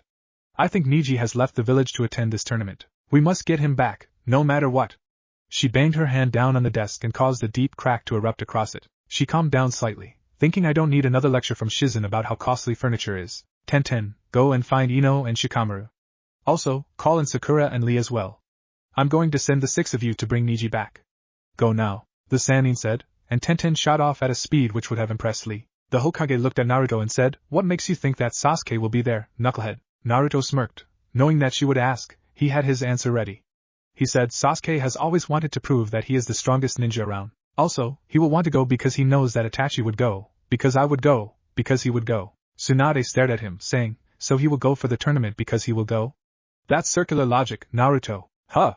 Naruto said, and she continued, "Since each of you will go because the other will go, there is neither a beginning, nor an end, which renders your point moot." He shook his head, saying, "That doesn't matter. I just know that he will be going, and I want to go after him and bring him back. After all, I promised Sakura that I would bring him back, no matter what happens." Tsunade narrowly avoided banging her fist on the desk again. She looked at him with a dark expression on her face and he shuddered. She said, "You are going on a mission to bring Niji back right now. If I hear from the others that you tried to bring Sasuke back, I'll have you decommissioned. Is that understood?" Naruto nodded, sliding away from her as she continued to glare at him with that scary expression. Just then, Ino and Shikamaru entered the room, with Sakura, Lee and Tenten behind them. "Shikamaru, I trust you have been briefed by Tenten?" the Hokage asked. He nodded, and she said, "Then I'm putting you in charge of this mission. Bring Niji back as soon as possible." He nodded again and said, "With all due respect, it seems that Niji went AWOL. I don't think it will be possible to bring him back without force. What should we do if he does not come back willingly?" Tsunade said, "This is why I'm sending such a substantial force to bring him back. I know that he will probably not listen to reason. If that is the case, I want you to bring him back by force, but try not to injure him too much. Probably just hold him long enough for Ino to subdue his mind." Shikamaru nodded and said, "Let's move out." "Hold on, Shikamaru," the Sannin said. She waited for the rest of them to leave and said, "Naruto believes that Sasuke and Itachi Uchiha will also try to enter the tournament. I want absolutely nothing to do with those two right now. So if you are spotted by them, retreat immediately, unless you are in a position to capture Sasuke, but avoid Itachi at all costs. Is that understood?" He said, "Crystal clear, milady," she said, "and make sure to rein in Naruto. He is too close to this mission to act with reason. If he spots Sasuke, he will no doubt ignore your actions, so make sure to restrain him as well, if he does not listen to you." Shikamaru said, "Understood." Then he left the office. Tsunade called a number and an ANBU member was in her office a few minutes later. She said, "Be a dear and fix my table for me, please." Yamato sighed. Then she called up 2 other people in a conference call and said, "I want you to go to this international dojutsu tournament, and see what turns up." The 2 of them agreed and hung up. She sat back and sighed. Yamato said, "All done? Anything else?" She said, "No, that will be all. I don't know what I would do without your wood style, Yamato." He saluted and vanished. Tsunade frowned, thinking, "I hope Naruto does not disobey orders. I sent him to reinforce the others to take Niji down, and he may as well be able to talk Niji out of this. But if they meet Sasuke? What then? Damn it!" The 6 of them jumped through the trees until they reached a small spot in the woods. Then Shikamaru stopped and said, "All right. Now we need to decide how to reach Niji fast. There are 5 different paths towards the village where the tournament is being held. And Niji already has got a big lead on us. Also, a group is generally slower than an individual. What do we do in such a situation?" Sakura said, "I may have a way." Everyone looked at her, and she said, "I have a summoning contract which could be useful here." Everyone looked at her, surprised, and she explained, "I asked Kakashi-sensei to teach me the summoning jutsu and got a contract with his ninja hounds." Naruto said, "Wow, good for you, Sakura." She smiled, "Thanks, Naruto." Sakura bloodied her left index finger with a kunai and spread the blood onto her other fingers. She said, "Ah, Inu Tori Saru Hitsuji. Ninja art, summoning jutsu." She slammed her hand into the ground and cracked it slightly. A cloud of smoke rose up and revealed hazy 3 forms. As the smoke parted, they could see Pakken along with 2 other hounds, a Hei, an orange dog, and a Kino, a yellow hound wearing sunglasses. "Hey Pakken, hey guys," Sakura said, "I need your help. We are on a mission to find Niji Hyuga and require you to smell his scent and lead us to his path. Can you help us?" Pakken nodded and said, "Of course I can. We have the best noses out of the Inuzuka clan." "Give me a minute," Sakura nodded. He turned around and barked a few times. The other hounds spread out, searching, and a couple of minutes later, Akino barked. Pakken went up to him and confirmed the smell. "He went this way," Pakken said. It was the 4th path, and the most difficult one. Sakura thanked him and the other hounds for their help, and dismissed them. The team resumed their run and followed the path until a kunai struck Naruto in the left bicep. He pulled it out and looked at where it had come from, even as his wound started closing. He saw that he had triggered a trap and that the kunai had been released from there. He said, "Looks like Niji set up traps." Everyone's expressions hardened and Tenten looked at the weapon. She said, "No. This is not Niji's." Everyone stared at her, and she explained, "Niji only uses weapons which I have given him. And I mark each and every weapon which I buy with a small seal which only I can remove. It is mostly used to find my weapons, so I don't need to buy them all over again. And if they are damaged, I remove the seal and give them to be recycled. There is no seal on this. It cannot be his.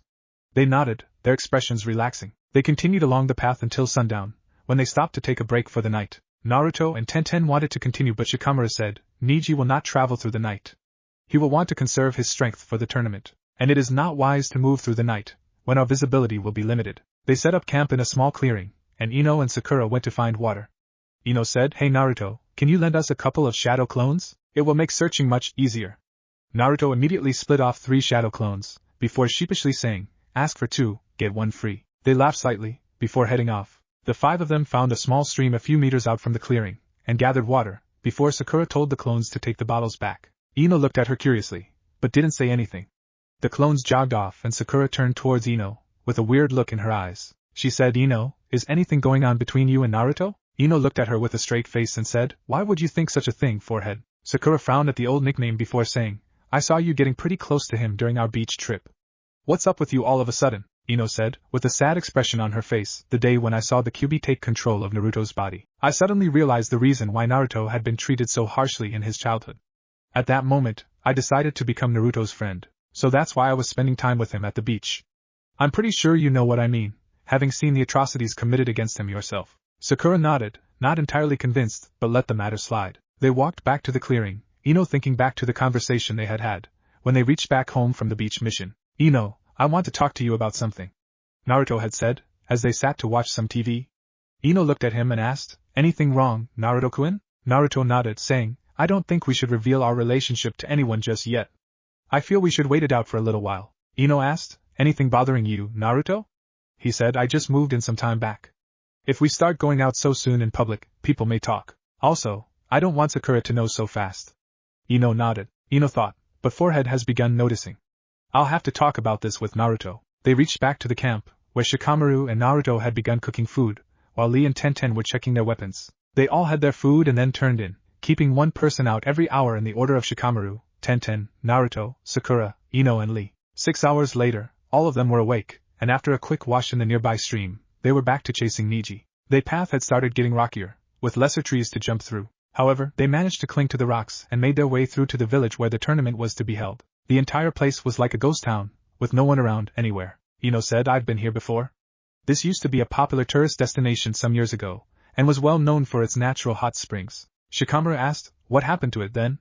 She replied, An earthquake struck this place and caused something to happen, which left all the hot springs drying, and without their springs, no one could earn money. So people started leaving the place and it eventually became a ghost town. Naruto froze. Did you say GHGH ghost town, Ino? Everyone looked back at him with incredulous expressions on their faces. Sakura groaned and said, For the last time, Naruto, there are no such things as ghosts. Ino meant that no one lives in this town anymore. Naruto didn't seem convinced. Then why is someone organizing a tournament in a godforsaken place like this? He demanded. Shikamaru replied, In order to bring money back and re-establish this town. Everyone nodded and Naruto looked around nervously. Then he seemed to be satisfied and they started walking again. Just then, a quartet of kunai were launched towards them. Lee and Sakura quickly took out 2 kunai of their own and knocked the incoming kunai out of their paths. They looked at their attackers and Naruto paled. The attackers were shinobi who were pale gray in color. They seemed to be wearing uniforms and headbands of various different villages and moved as though they were being guided. Naruto shuddered. Zombies. Sakura snorted and said, There are no such things as zombies as well, Naruto. They have got to be puppets, which means that the puppeteer must be nearby. Shikamaru nodded and immediately trapped one of the advancing puppet ninjas with his shadow possession jutsu. Ino quickly performed her mind transfer jutsu, and cried out in pain as she was forced back into her body. Shikamaru looked at her, confused, and she said there was a huge force in there, like a demon. It looked at me and then almost bit me in half. I just managed to escape. But in the brief time I saw, there seemed to be no mind of the shinobi whose mind I entered. There were also no chakra strings attached to it. There was only a chakra supply, which was ever diminishing at a very slow rate. Sakura wondered out loud, So they are zombies then? But how can it be? Naruto froze again, before looking at his foes with a determined gaze. If there is a demon in the mind which Ino saw, then maybe these shinobi are dead and being possessed by the demon. Shikamaru, capture another shinobi and Ino, enter that one's mind. If you see the same thing, we can confirm whether it is mind control. Everyone stared at him for a moment, astonished by his thinking, before launching into action. A few seconds later, Ino fell on her butt again, and said, Yeah, It is definitely a demon presence in there. I could sense it better this time, having already sensed it once. It is controlling the shinobi with its mind. But to control so many at once? I have never heard of such a jutsu before. Shikamaru said if it is a demon, it probably has this power naturally. But right now, all we can do is fight these puppets off. Everyone nodded, Sakura signing and saying, weapon summoning jutsu. Her battle axe fell into her right hand and she readied herself. At the same time, Naruto drew out a kunai, and Ino did the same. Shikamaru kept his hands together and waited for an opportunity to strike. Lee removed his weights from his limbs and assembled them into a quarterstaff, while Tenten removed 2 scrolls from her belt and held them in each of her hands. As though they received a sudden signal, all the deceased shinobi ran towards the leaf ninja. The 6 of them braced for the attack. Naruto closed the distance between the first 2 zombies, with a Rasengan in his right hand and his kunai in his left. Meanwhile, Lee started picking off zombies with his staff. Sakura punched a zombie wearing a Star Village headband into a group of others who stumbled over and fell. Naruto used his Rasengan and sent another one spiraling into the group which Sakura had just fell. The zombies paused, before looking at the ninjas and then moving towards them more cautiously. They started planning their moves, not giving the leaf ninjas any time to react. However, Sakura threw her battle axe and bisected 2 of the zombies. Shadow Clone Jutsu. Naruto intoned and 20 clones appeared in front of him, already in pairs, and a few seconds later, 10 shouts of Otama Rasengan filled the air. But even more of the deceased corpses started making their way into the battle. Tenten was using her weapons sparingly because they didn't seem to have any effect on the enemies. The leaf ninjas were tough, but not unstoppable. After a few more minutes, Shikamaru realized that they were losing. He started formulating a plan, but couldn't come up with anything significantly workable. He looked up to see Sakura take a hit and go down. Naruto leapt in front of her and took a kunai to his right leg in order to protect her. Shikamaru thought, my shadow jutsus don't work on them, apart from the shadow possession. They aren't alive, so they can't be killed. Our only hope is to finish off the demon controlling them. But where is he? As they were being driven back, the 6 of them looked up at a shadow which had suddenly shown up next to them. They saw Sasuke standing with his sword out. Then Neji leapt out of nowhere and stood next to him. Naruto yelled, are you just gonna stand there or are you gonna help out? They didn't say a word. However, they instantly leaped into the crowd of zombies and started taking them out. But as Sasuke passed Sakura, he lightly tapped her in the head with the hilt of his sword. She stared at him before tipping over. He did the same with Shikamaru, while Neji disabled Ino and Tenten. Lee swung his quarterstaff towards Neji, but the Hyuga dodged it and Sasuke took out Lee from behind. What are you doing, Sasuke team? Naruto roared and tried to get to him, but the zombies were fast and he was getting tired. As he turned towards Sasuke, a zombie tackled him and then punched him in the head repeatedly until he fell unconscious. Naruto woke up, shaking his head groggily. He seemed to be in a house of some sort. He looked around, and realized that he was chained to a chair. He then looked around again, seeing that he was sitting at a table, with everyone chained to similar chairs. The table in front of them was filled with delicious-looking food. Lee groaned as he got up. Naruto said, Lee? Hey Lee. Lee looked at him and said, Naruto. Are you okay? Naruto nodded, and just then, Tenten and Ino shook their heads as they rubbed the spots where Neji had hit them. Naruto said, now only if we could wake Shikamaru and Sakura, we could get out of here. Both of them looked up and sighed. We are awake, you blithering idiot. It's called information gathering, you know? Playing possum? Sakura said, while Shikamaru nodded lazily. Well, it seems that everyone is finally awake, said a smooth voice from the background. Everyone looked around them and Naruto said, you may as well come out, demon. Everyone stared at Naruto before hearing footsteps and turning around to see the newcomer. He was around 8 feet tall, a pale reddish color, and seemingly human, but had 3 long fingers on each hand, and very pointed long ears, along with a long face. But most importantly, his eyes were white in the center and became red as they went to the corners, where 3 tomo were placed. He said, it was nice of you to come. Naruto smirked and said, nice of you to ask so kindly. The demon smiled at him and said, ah. You are bold. I wonder how bold you will be after I'm done with you. How did you know that I'm a demon boy? He said. Ino tried to control one of the zombies' minds and said she got thrown out by a demonic presence. He paused, before saying, also, I can smell you. The demon looked at him in curiosity before saying, interesting. Oh well. We might as well get started. So, how famished are you guys? Everyone stared at him incredulously and he said, being immortal is not really a boon, you know. Just doing nothing can be so frustrating that I can't begin to tell you the boredom it brings with itself. So I capture humans, have dinner with them, and discuss the news of the world outside. Before I take their blood and kill them, of course. He said, so shall we have dinner? Naruto suddenly roared, what are you playing at here? The demon looked faintly surprised at the outburst and said, it is called being polite. I take it you don't know how to honor a host? Sakura smiled sweetly at him, saying, no, he doesn't. He won't know manners if they come and punch him in the face. We'll play by your rules. Everyone turned to look at her incredulously then, but she simply nodded. The demon said. You seem to be more calm and thoughtful than your friend here. Very well. Sasuke, he called out. Sasuke came out from the shadows behind the demon. The demon said, Will you please open the right-hand chains of my guests and let them have dinner? Sasuke obliged, opening their chains. Naruto immediately got up, trying to free his left hand, but a stare from Sakura made him sit again. He smiled sickly at the demon and said, What's for eats? The demon said, Everything you see on the table. Let's talk and eat at the same time. You may also try to escape in any way possible. After that, we shall play a game. Everyone looked at the demon as though he was crazy. Suddenly, Naruto felt a growl in his psyche and went to the fox. Kyuubi looked back at him, and growled, If only I was free, I would tear that Daraku apart. What if Naruto stops Danzo from being Hokage? And thanks for watching my video till the end. If you enjoyed this content, then do consider subscribing to my channel, and leave a like if you guys need the next part. Comment down and thanks for watching the video, and see you guys in the next video.